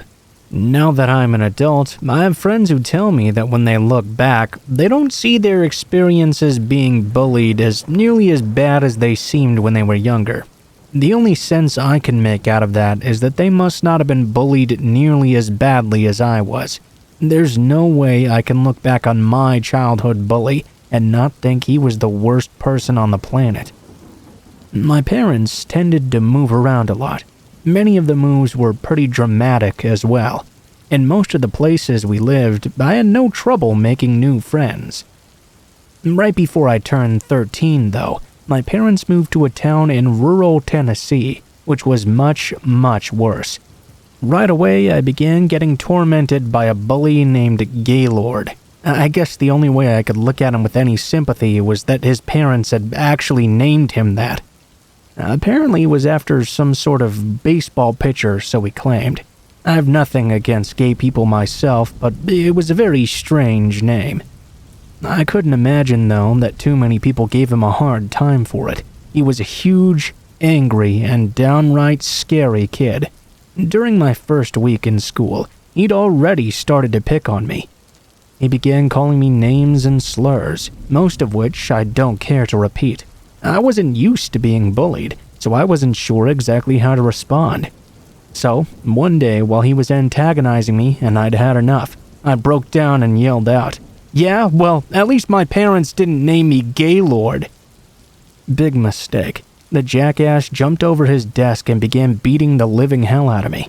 Fortunately for me, we were in math class, and the math teacher was also the wrestling coach, a fairly big man in his own right. He easily pulled Gaylord off of me. The bully got suspended from school for a month. It was no shock to me that he'd been suspended several times before, so his punishment this time was much more severe. I was more scared after the fight, though, than I'd ever been before it. I thought that he'd be so much more difficult to deal with after punishment, so I began to dread the end of the upcoming month. About a week after he'd gotten suspended, I went out hiking in the nearby park, which was basically a small forest off to the side of the town. I was still very new to the area and hadn't made many friends here yet. I think my altercation with that big bully didn't help me much. Who would want to be friends with someone who was likely to be the target of the biggest and scariest bully around? I was walking along, a bit lost in my thoughts. I was able to get my situation off my mind for the first time in a long while. I couldn't claim I was really enjoying myself, though. I heard some noises up ahead of me, and it sounded like some other kids were playing. I thought it might be nice to try and meet some new people and try to make some friends. I began to walk toward the direction of the commotion. When I finally caught sight of the person making the noise, though, I froze in fear, as I recognized it was Gaylord. I had only seen him from the back, though. He hadn't seen me yet. I realized that if I tried my best to be quiet, I could probably turn around and get away before he even knew I was there. The biggest tough luck moment of my life came at that moment, though. As if he had a sixth sense, he slowly turned around and his gaze met mine. The sickest, most psychotic look I'd ever seen on another human being's face flashed across his features. Terrified, I didn't wait for him to do anything. I turned immediately and began running. I knew that he had to be chasing me, but I tried not to think about it. I just ran.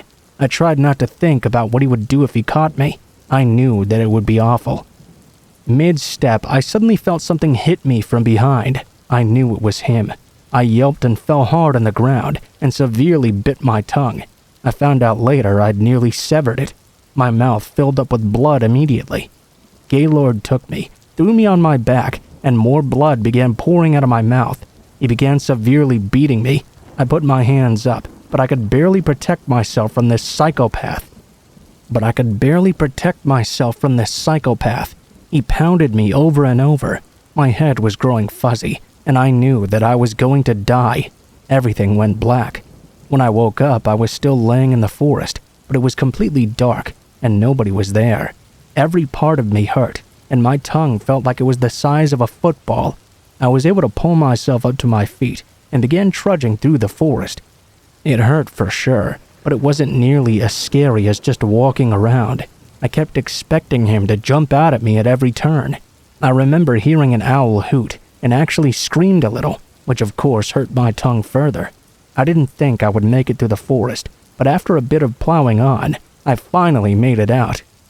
I went up to the first house I came to and knocked on the door. As the door opened, I freaked out. I completely expected to see him standing on the other side. I started crying. Luckily, it was a kind elderly woman who was shocked to see me there. I must have been quite the sight. I tried to tell her that I needed an ambulance, but because of my tongue, I couldn't actually talk. I didn't need to, though. It was quite obvious. She called 911. At the hospital, I learned how badly my tongue had been torn. It was being held on by only a thread of muscle. I had a broken cheekbone, a fractured skull, a concussion, a broken arm, and 3 broken ribs. I had to inform them through writing who it was that attacked me. He was arrested and spent the next 5 years of his life in juvenile hall. Well, at least he was sentenced to it. My parents moved out of town long before the 5 years were up. I don't look back at my bullying experiences as something that wasn't as bad as I remembered. It was as bad as I remembered, and for years I was terrified to be in the dark. I was terrified to go out into the woods. I was terrified to go to school, and terrified to be alone. He took a lot from me, and I wish he had nothing but the worst life.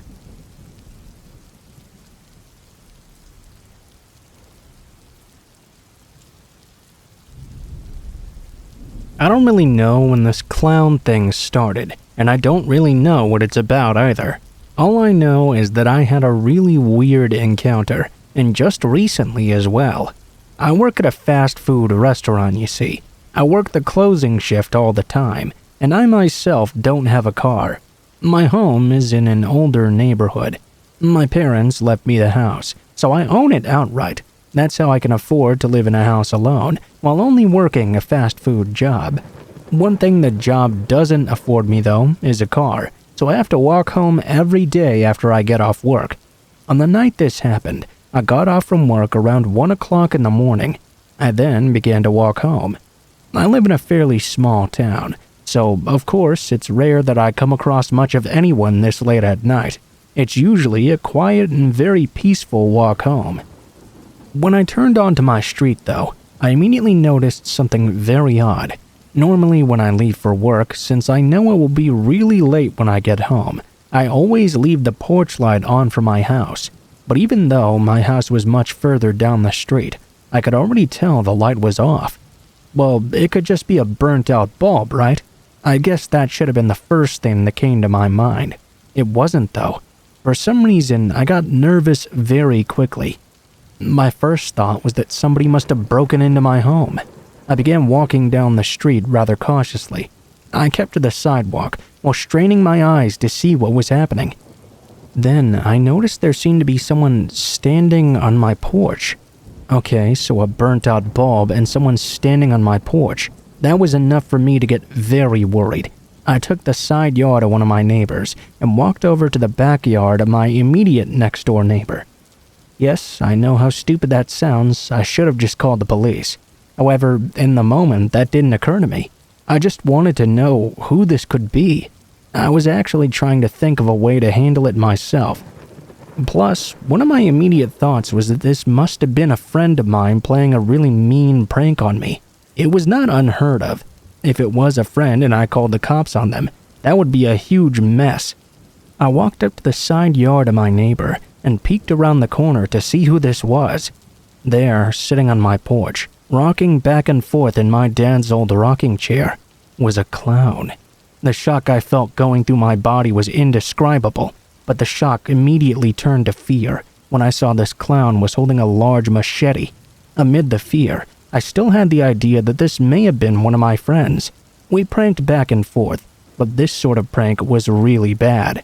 I decided the best thing to do was call the police, even if it was one of my buddies. Better to take the chance than end up dead. I quickly ducked back into the side yard. I called the police and told them there was a clown with a machete on my porch. This is when I found out about the recent clown sightings. The dispatcher didn't believe me at first and thought I was falsely reporting because of the popular trend. I insisted that was not the case though, so they sent out a car. I waited in the side yard for 20 minutes, waiting for the officers to arrive. It was 20 of the most terrifying minutes of my life. Finally, I saw the flashing lights of the car turning down the street. No siren though. As the cop car passed by my neighbor's house, I decided to come out and go over to my own. I felt safe finally. When I turned the corner, I noticed the clown was gone. My porch light was still out, but the clown was nowhere to be seen. I walked up and talked to the officer and explained what I'd seen. I don't think he believed me. He must have thought I made up the entire sighting. Still though, he checked the house out for me at my request. I guess it was just in case, and there was no clown in my house luckily. I locked myself in the house when he left and closed all the blinds. I had to tell you, it was a long time before I felt comfortable at night again. That was the scariest night of my entire life.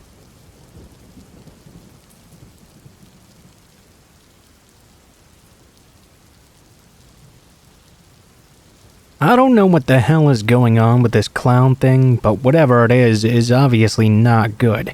Probably just a bunch of people messing around, but still, it's pretty freaky. I had my own experience recently. I was hanging out with my best friend Todd. We were pretty psyched up that Halloween was coming soon. We actually wanted to start a YouTube channel that we used to do ghost haunts. I mean, what's a better time on Halloween than doing something like that? We tried to decide what would be the best setting for our very first episode. We decided to do a graveyard, of course. Some graveyards have gates around them. Some might have caretakers or other various defenses against grave robbers. We wanted to make sure that when we finally went out and made our video, we wouldn't have any interruptions at all. Of course, the only way to find the perfect graveyard to film in at night was to look for one at night. There were plenty of graveyards in our area, so we scattered about a few a night for 3 nights in a row. We hadn't found any that we really wanted to use though. I mean, some of them were accessible, but we didn't just want accessible. We wanted it to be both accessible and spooky. The 4th graveyard we scouted was alright. I won't say it was perfect, and actually we didn't end up choosing it for our video in the end, but there's another reason for that. Todd and I were looking through the graveyard when we noticed another light just up ahead of us. Immediately I got worried. I thought this must be the caretaker or something, and we were about to get in trouble. I told Todd we needed to leave right now. Todd, however, was a lot more adventurous than I was. He decided surely it was not a caretaker. It was probably some high school kids hanging out in the graveyard, telling ghost stories or smoking a bong or something. Todd thought we should try to check it out and see if it really was teenagers. If it was the perfect chance to sneak up on them and scare the living daylights out of them. Against my better judgment, I decided to go along with this. We tried to get up close to them to see what we could see. As we got closer though, we saw the light was likely coming from a crackling fire. That wasn't the part that froze us in fear. We could see there were 5 clowns holding hands and circling the fire. I hadn't ever seen anything like that before. The first thing I thought was it seemed like some sort of weird cultish ritual. Fortunately for us, we were in the dark and the clowns circling the fire couldn't see us, or so it seemed. I knew that we should get the hell out of there, but it was so hypnotic just watching them do this ritual. It was Todd who suggested we leave actually, so we did. We were very quiet. I had no idea what those clowns were doing. I have no idea if they would have meant us any harm, but just try to picture what we saw that night. 5 clowns, all dancing around a fire in a graveyard silently. Pretty freaky, huh? It kinda sucks that we were just scouting that night and didn't have our video camera with us. That would have made a very interesting first video.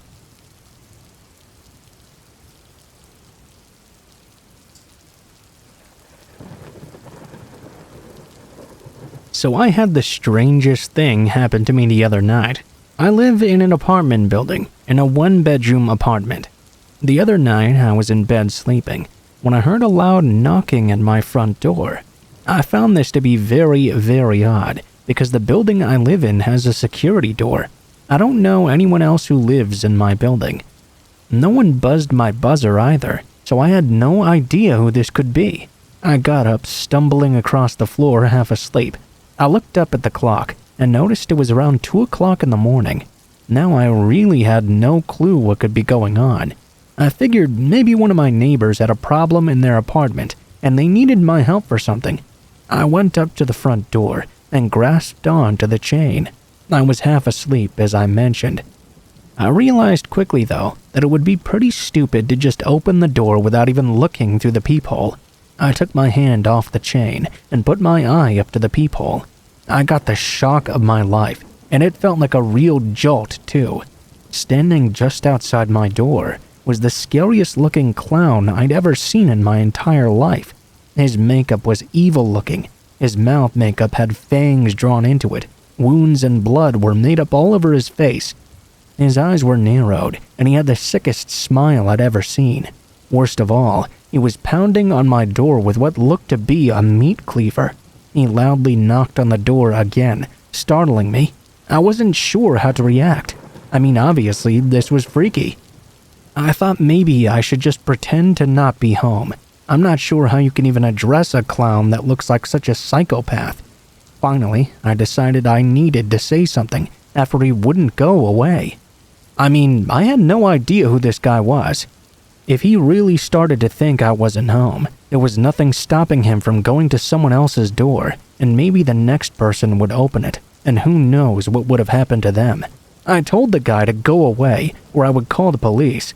He began to pound on the door even harder. My heart was beating hard in my chest. I told him I was going to call the cops right now. I did so, and went and grabbed my cell phone. When I got back to the door, to my surprise, the clown was still standing there, gazing directly at the peephole. When I returned, he backed away, held the cleaver in the air, and began to spin around in a circle laughing. He danced over to the stairwell, opened the door, and then he was gone. I reported it to the police, of course. It was very terrifying. I'm just glad that nobody got hurt.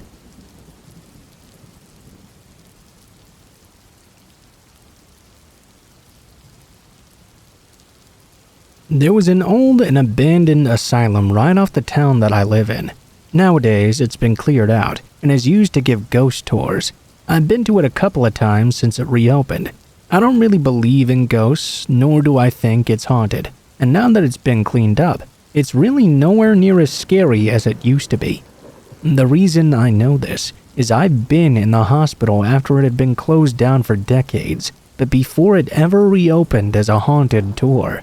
When I was growing up, we'd heard a lot of stories about the place. They were the sort of stories you would expect from a huge abandoned building that used to house a bunch of crazy people. It probably didn't help that the place was built outside of town, in a heavily forested area. That made it even more creepy than it otherwise would have been. I think this is a pretty common story, though, with regards to abandoned hospitals and asylums. You always hear about one patient who was left behind after it closed down. My town, of course, had several of these stories. I recall one of them was about a mentally deranged patient who they referred to as Chuckles. Apparently, the story goes that when the hospital closed down, they had to release all the patients free into the world. Chuckles, however, was so insane that the doctors didn't feel good about unleashing him onto the world, so instead they strapped him down to a gurney, rolled him into a quiet room, and locked him in. From there, the story takes several different directions, depending on who's telling. Some people claim he starved to death because he couldn't unstrap himself, nor could he get out of the quiet room. Others say he did get out and lived by himself in the abandoned hospital. He would roam around in the forest surrounding, finding food to live on. They also claimed he would kidnap kids if they were hiking in the forest, or that if teenagers pulled into the forested area to make out in their cars, Chuckles would appear upon them and kill them. My personal belief was that all of this was obviously total bullshit. One day when I was 15 though, my buddy Eric and I were really bored. He suggested we take a hike through the woods and try to find this old asylum. I was cool with it. Like I said, I didn't believe any of the old stories, so we set out through the woods trying to locate this place. Actually, it didn't take us very long at all. There was an old gravel road that led toward the front gate. The building was huge and covered in graffiti, and the brush was completely overgrown. We assumed that since it was private property, it was likely that there was a caretaker of some sort. If there was, though, we didn't run into him. Eric and I made it through the grounds easy enough and wound up at the building. We were looking for a broken door or perhaps a window so we could get in. Eventually, we came across a window that was covered with a single piece of plywood. We managed to pull the plywood off the window without making too much noise, then lowered ourselves through the window and into a room. As I mentioned before, I've since taken the ghost tour in this building. Nowadays, it's pretty much emptied out. When Eric and I broke in that time, though, it was shocking to us just how unkempt the place was. There were gurneys, wheelchairs, other random hospital equipment that was completely rusty, strewn throughout the rooms and hallways. It almost seemed like when they closed it, they'd just thrown the trash around everywhere. Trust me when I say that when we broke in, it was infinitely creepier than any ghost tour could ever be. They do tours in the dark, but it's not even that bad. There are not only a lot of people around, but there's barely anything in any of the rooms anymore. Plus, all the doors have now been taken down. When we were exploring, though, all the doors were still intact. Many of them were closed and locked. There was tons of garbage and equipment that anyone could be hiding behind. I honestly felt like I was being watched the entire time. I can't recall how long we were in the hospital. We spent a good amount of time exploring, though. Eventually, Eric had gotten a little bit ahead of me while I was exploring what looked to be some sort of operating room. He began shouting at me, telling me he'd just found something extremely urgent. I ran over to him, and he was standing in front of this big door. It seemed heavier than the rest. He was trying to open it when I got there. I saw what had gotten his attention. It was a quiet room. Someone had put graffiti on the door as well, which read Chuckles. Eric was unable to open the door, but it did have a small window in it. He took his flashlight and shined it into the room. He told me to look inside as well. When I did, my heart nearly stopped. In the room was a single gurney with broken straps on the floor. In one of the corners was what appeared to be a long-since dead body. It was decayed beyond belief, but it was definitely a dead person. That sincerely creeped us out, and we left right away. Since then, when we took the ghost tour, the door had been removed. There was no longer any gurney in the room either. What's the most weird, though, is that the tour guide never mentioned anything about Chuckles. You would think they would, since it's a pretty freaky story. They never mentioned that body either. I mean, what's scarier than a person so psychotic he was strapped to a gurney and left to die in the hospital? It gives me shivers even today.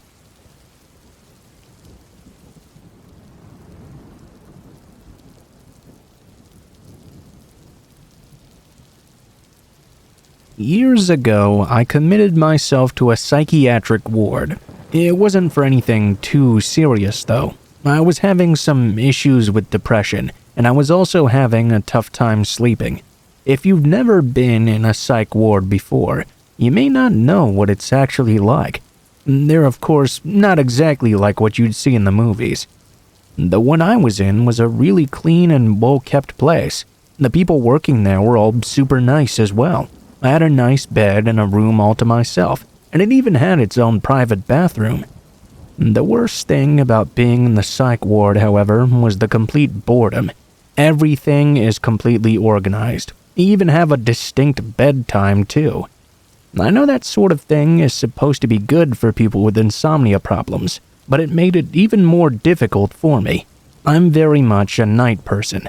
I like sleeping in and staying up late. But at 10 p.m., all the patients had to take their medication and go to bed on the dot.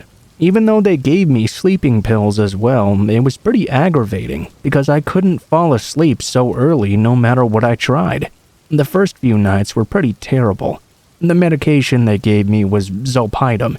It didn't really help me go to sleep though, and if you know much about this medication, it can also make you hallucinate if you don't fall asleep. I was quite aware of this, but I was having so much trouble with not sleeping that I was willing to risk this. On the third or fourth night that I was there, about an hour after I'd taken the medication, I was still tossing and turning in bed. I turned over and opened my eyes. When I glanced over at my bathroom door, I saw the door slowly begin to open from the inside.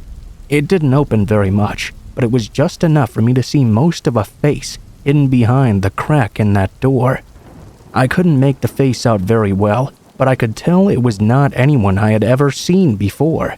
The person didn't seem to acknowledge me in any way either. I froze at first. My brain was still pretty foggy, but I had enough wherewithal to know that I was likely hallucinating. Rather than freak out and call for someone to help me, I tried to close my eyes and go to sleep anyway. As I laid there, though, I couldn't help but think about that face in the crack of the door. It made it even more difficult for me to fall asleep, but I truly believed it was only a hallucination.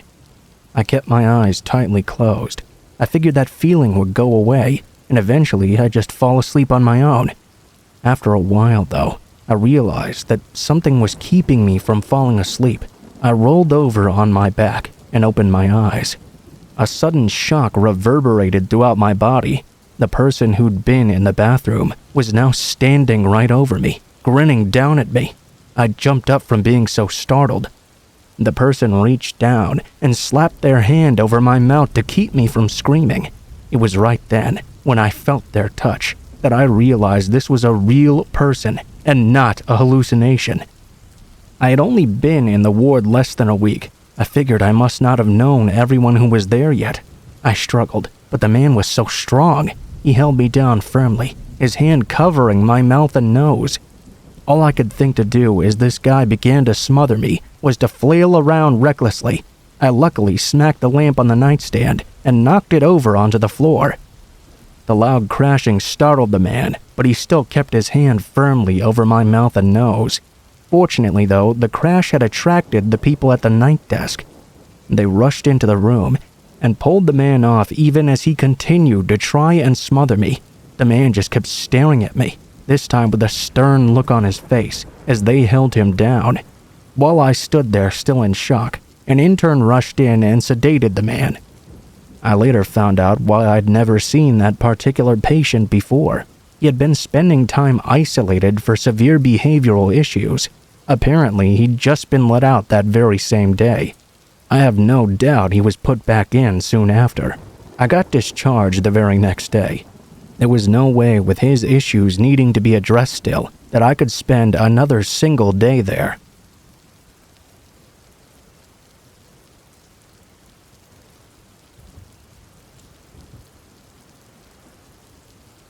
This story absolutely needs to be kept anonymous. I can't even tell you which state I live in, because even telling this story could get me in some serious trouble. I'm a psychiatrist who works in the psychiatric wing of a hospital. It can definitely be a trying job sometimes, but I really like to think that I can and do help people. Although it can be very draining, improving people's mental health is very rewarding. I'm not sure if you're familiar with United States HIPAA privacy laws, but they're extremely protective of an individual's right to privacy. This is especially so in the case of therapy. If someone were to admit something to a therapist, and they were specifically seeking out therapy for this problem, psychiatrists and psychologists are forbidden from relaying this information to the police, at least if there's not clear indication of future crimes. This has, in times, presented me with some pretty terrible admissions that I had to keep secret. The worst one was about 10 years ago. A new patient was admitted into the wing. He was in his late teens or so, thin, sallow, and very depressed looking. His mother had found him in his bedroom, cutting large slashes into his body with a straight razor. She had taken him to the hospital where the wounds were treated, and since he was found to be a danger to himself, they admitted him into my care. I'll call him Kyle, although that's definitely not his real name. I've dealt with a lot of people who've had some pretty severe psychological issues. Kyle, though, was a bit different. If I had to diagnose him, he was likely suffering from an extremely severe conduct personality disorder. Think the kind of teenager who kills small animals, for example. Very often, conduct disorder in a teenager will manifest itself into antisocial personality disorder as an adult. The technical term for this is what you'd call psychopathy. Anyway, Kyle didn't really cause many problems in the ward, although he didn't talk much at all either. This was unusual, because generally conversation was the most common activity amongst all patients. Instead, he would always just ignore everyone and sit and stare at the TV, regardless of what was on, or if it was on at all. When the TV time was over, he would go into his room, lay on his bed, and just stare at the ceiling. Kyle had been in the psychiatric wing for about 2 weeks. When I was talking to him about why he was cutting himself, the subject had come up several times before, he always avoided it. I, of course, needed to know what was going on, though, so I brought it up in every therapy session we had together. So the two of us were talking one day, and I really didn't expect to get any further with him than I ever had before. This time, though, when I asked Kyle why he'd been cutting himself, he suddenly and very quickly responded, because I wanted to see the way she felt when I cut her up in the same way. I was shocked. I asked him to elaborate. If my mom hadn't stopped me, I would have known what she felt like when she bled to death. I asked Kyle what he was talking about. He didn't offer me any new information at all. He just repeated he had slashed some girl in the same way, and that she had painfully bled to death. He wanted to know how it felt himself. I couldn't tell if he was serious or not. I did some research, of course, and there didn't seem to be any recent murders or missing girls in the area. As far as I could figure, Kyle must have been lying. On the other hand, I couldn't discount the fact that he may have been admitting to a real murder. You see, Kyle was well aware that admitting to a crime, including murder, when seeking therapy in relation to that crime, prevents a doctor from contacting the authorities. I had no choice but to keep his secret, which may have been why he was so forthcoming with this story, and told me that. The first thing that went through my mind was that if this kid really killed someone, he and I would be the only two people to ever know. In actuality, I can't really tell if he was making the story up. Maybe he was. He probably got annoyed at me that I kept asking him why he was cutting himself. He was that sort of kid. He was dark for the sake of being dark. But there was something about him that wouldn't stop me from being scared to death of this kid. Thankfully, it allowed me to keep him longer in the psychiatric ward for as long as I deemed necessary to protect others from him. I never could find out if he really murdered anyone, and he never mentioned it again. But I kept him under strict observation for a very long time.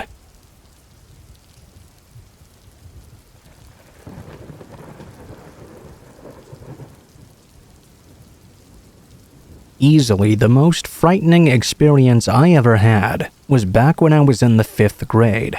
I remember everything about it, actually. I was walking to school, and it was unusually dark outside. The sky was completely overcast, with the darkest clouds I'd ever seen in my life. I did have my umbrella with me just in case it was going to rain, but I made it to school before that happened. I have to admit to being very distracted that day. I spent most of my time looking out the window. The teacher had to call my name several times to get my attention, on more than one occasion as well. I couldn't help it, though. There was something very different about the way the approaching storm seemed to me. There was something about it I'd never really noticed in any other storm. I just wasn't really sure what that was. It began to rain quite fiercely about a half hour before lunch. The dark sky was lit up several times by strikes of lightning, and cracks of thunder drowned out my teacher's voice. I was quite mesmerized by what was happening. I'll always remember this part quite vividly. The bell that signified it was time for lunch sounded out. My teacher got up and told us to line up at the door. No sooner than I had gotten up from my desk, though, I heard the drill alarm begin to go off. Or at least what I thought was the drill alarm. Immediately, all the kids in line began to panic. I think we all assumed there was a fire. But I guess in hindsight that didn't make much sense, since the rain was falling so hard. The principal's voice suddenly came over the intercom. He informed us that this was not a drill, and it was not a fire either. A tornado warning had just been sounded. We were instructed to go out into the hallway, just as we'd always done when we had tornado drills. Unfortunately, the words of the principal didn't do anything to calm anyone down. Kids were pushing each other out of the way. Everyone was in a hurry to be the first out of the room and into the hallway. It was pretty bad. The teacher was trying desperately to get everyone to calm down. It wouldn't work, and from the sounds of what was happening, it was not working in any of the other classrooms either. I remember I tried pushing through the other kids as well. When I finally got out into the hallway, it was utter chaos. Kids were scrambling around. Some were up against the wall in their tornado drill stands, sitting down, putting their head down in their lap and putting their arms over their heads. But unlike the drills, it was not orderly at all. Kids were taking up more space than they needed to. There wasn't enough room for everyone. I didn't want to create a problem myself, so I found a spot on the wall, dug in, and put my head down. I'm not sure how long I sat there like that before it happened. It was loud. Kids were scrambling. The damn tornado alarm was still going off. And then a new sound joined them. It was a surreal, very loud sound, almost like being right in front of a train. I was on the verge of tears because I knew this was the tornado I had been hearing. Well, the sound only got louder and louder. I had this overpowering urge to look up and see. I knew I wasn't supposed to. I was trying to follow the rules, but it was just too loud to resist. Finally, I lifted my head to look up. Right when I did, I heard the most horrible crashing sound. I can't even begin to describe it. I watched as the side of the school was torn right open before my very eyes. I couldn't see a funnel or anything, but I knew the tornado was slamming into the school just down the hallway in front of me. I was terrified. I didn't know what to do. For some reason, it crossed my mind that if I simply put my head back down and covered up, it would all be all right. I mean, if the adults tell you this is the way to protect yourself, what else can you do? So that's what I did. It was horrible, listening to the sounds of the tornado, hearing children screaming in despair, and hearing the school being torn apart. Throughout all of it, I tried my best to keep my head down and keep myself locked in place. I don't know how long that lasted, but it seemed like forever. Eventually, the noise died down. The tornado was gone. I waited, still scared, until a teacher tapped me on my shoulder and told me it was okay to get up. The area where the tornado had hit the school had been absolutely obliterated. If you've never been in a tornado before, I know a lot of people have said they really want to see one, but really, I don't think you do.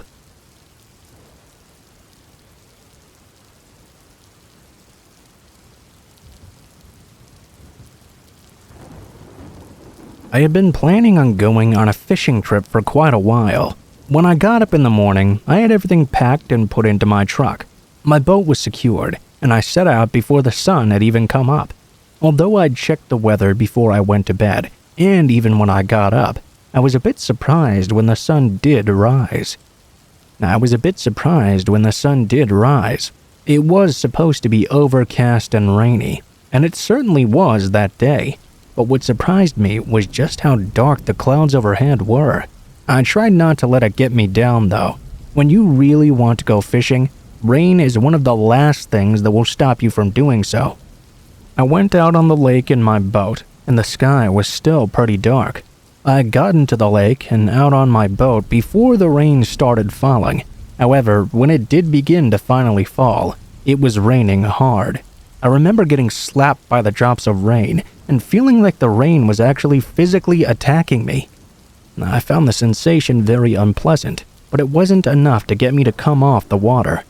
When the sky was positively lit up by the scariest lightning I'd ever seen in my life, though, I decided it might be best to put my fishing trip to an abrupt end. I started the motor and started to head for land. The lake was not very big, so it wouldn't take me very long to get to shore. Getting my boat out of the water in that weather, though, was not going to be fun. Suddenly, though, something caught my attention. I began to hear the strangest sound I'd ever heard. It sounded like a loud and wet crash. That might not be the best way to describe it, but it's the only way I can think of at the moment. I turned around and was absolutely shocked at what I saw in the distance. A small, thin tornado had just touched down right on the surface of the lake. I began to panic. I mean, anybody would. You like to think you'll be calm and act rationally when these things happen, but no, I definitely could not. Hell, I almost wanted to jump out of my boat and swim to shore. Of course, that would have been absolutely stupid. My boat was way faster than I was, but something in my head was just telling me that was logical. Instead of following that thought, though, I kept on heading for shore. I couldn't take my eyes off this sudden waterspout. Every time I looked forward, it was only for a second before I looked back. And yeah, I could see this waterspout was heading right in my direction. As I said, it was not a big lake, so the spout didn't have a lot of places to go. When I'd finally reached the shore, the tornado had made some serious ground on me. I couldn't risk trying to dock my boat. I was just close enough where I could jump out of it and on to the dock. I began to run as fast as I could to my truck and jumped inside. Just as I'd started it up, I saw the scariest thing I'd ever seen. The waterspout rushed over and picked my boat up out of the water as if it were a feather. The boat was thrown through the air before it came crashing down only a few yards away from my truck. I shot the truck into gear and took off. Fortunately, I was able to get away in the end, but that was certainly very scary.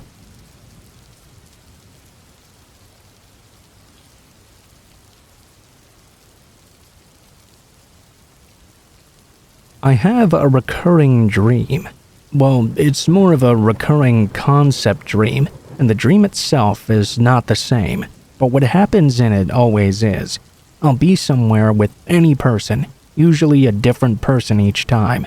It will be really cloudy outside.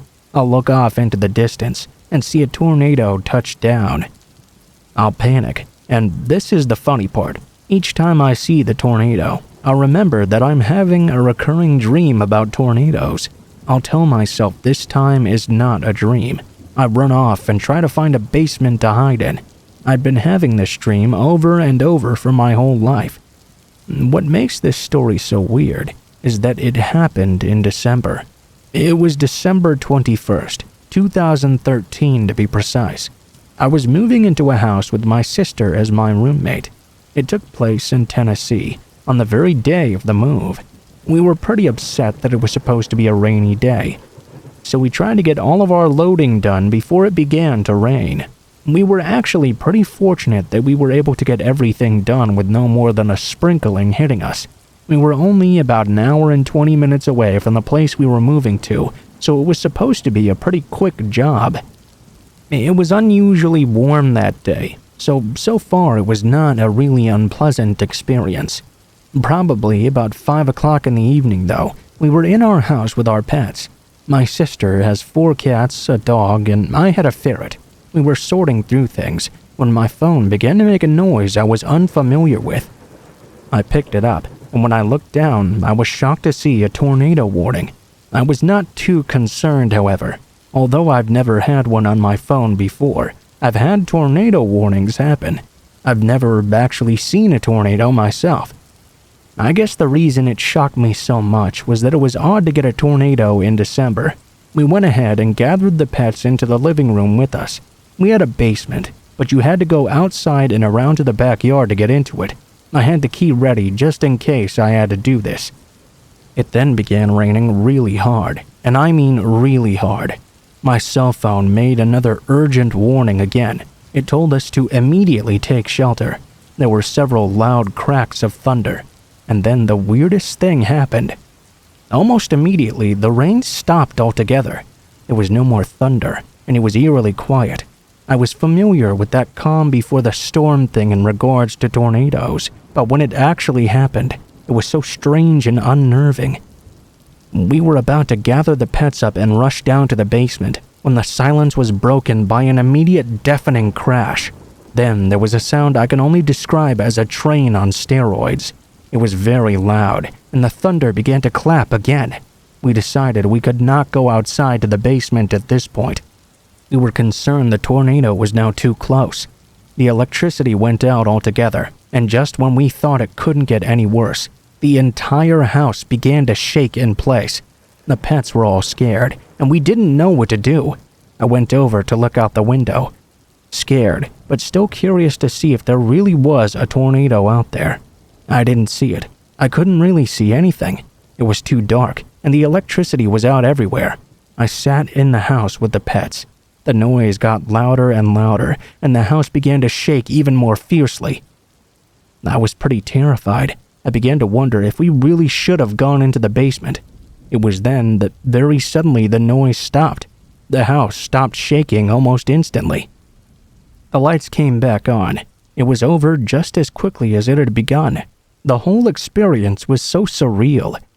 The next morning, I didn't see any other houses that were damaged. There were trees knocked over in the street, but that was the only sign that anything had ever happened. I don't know. I tell you, it was strange that the very day we moved into that house, it had to be hit by a tornado. Just really, really bad luck.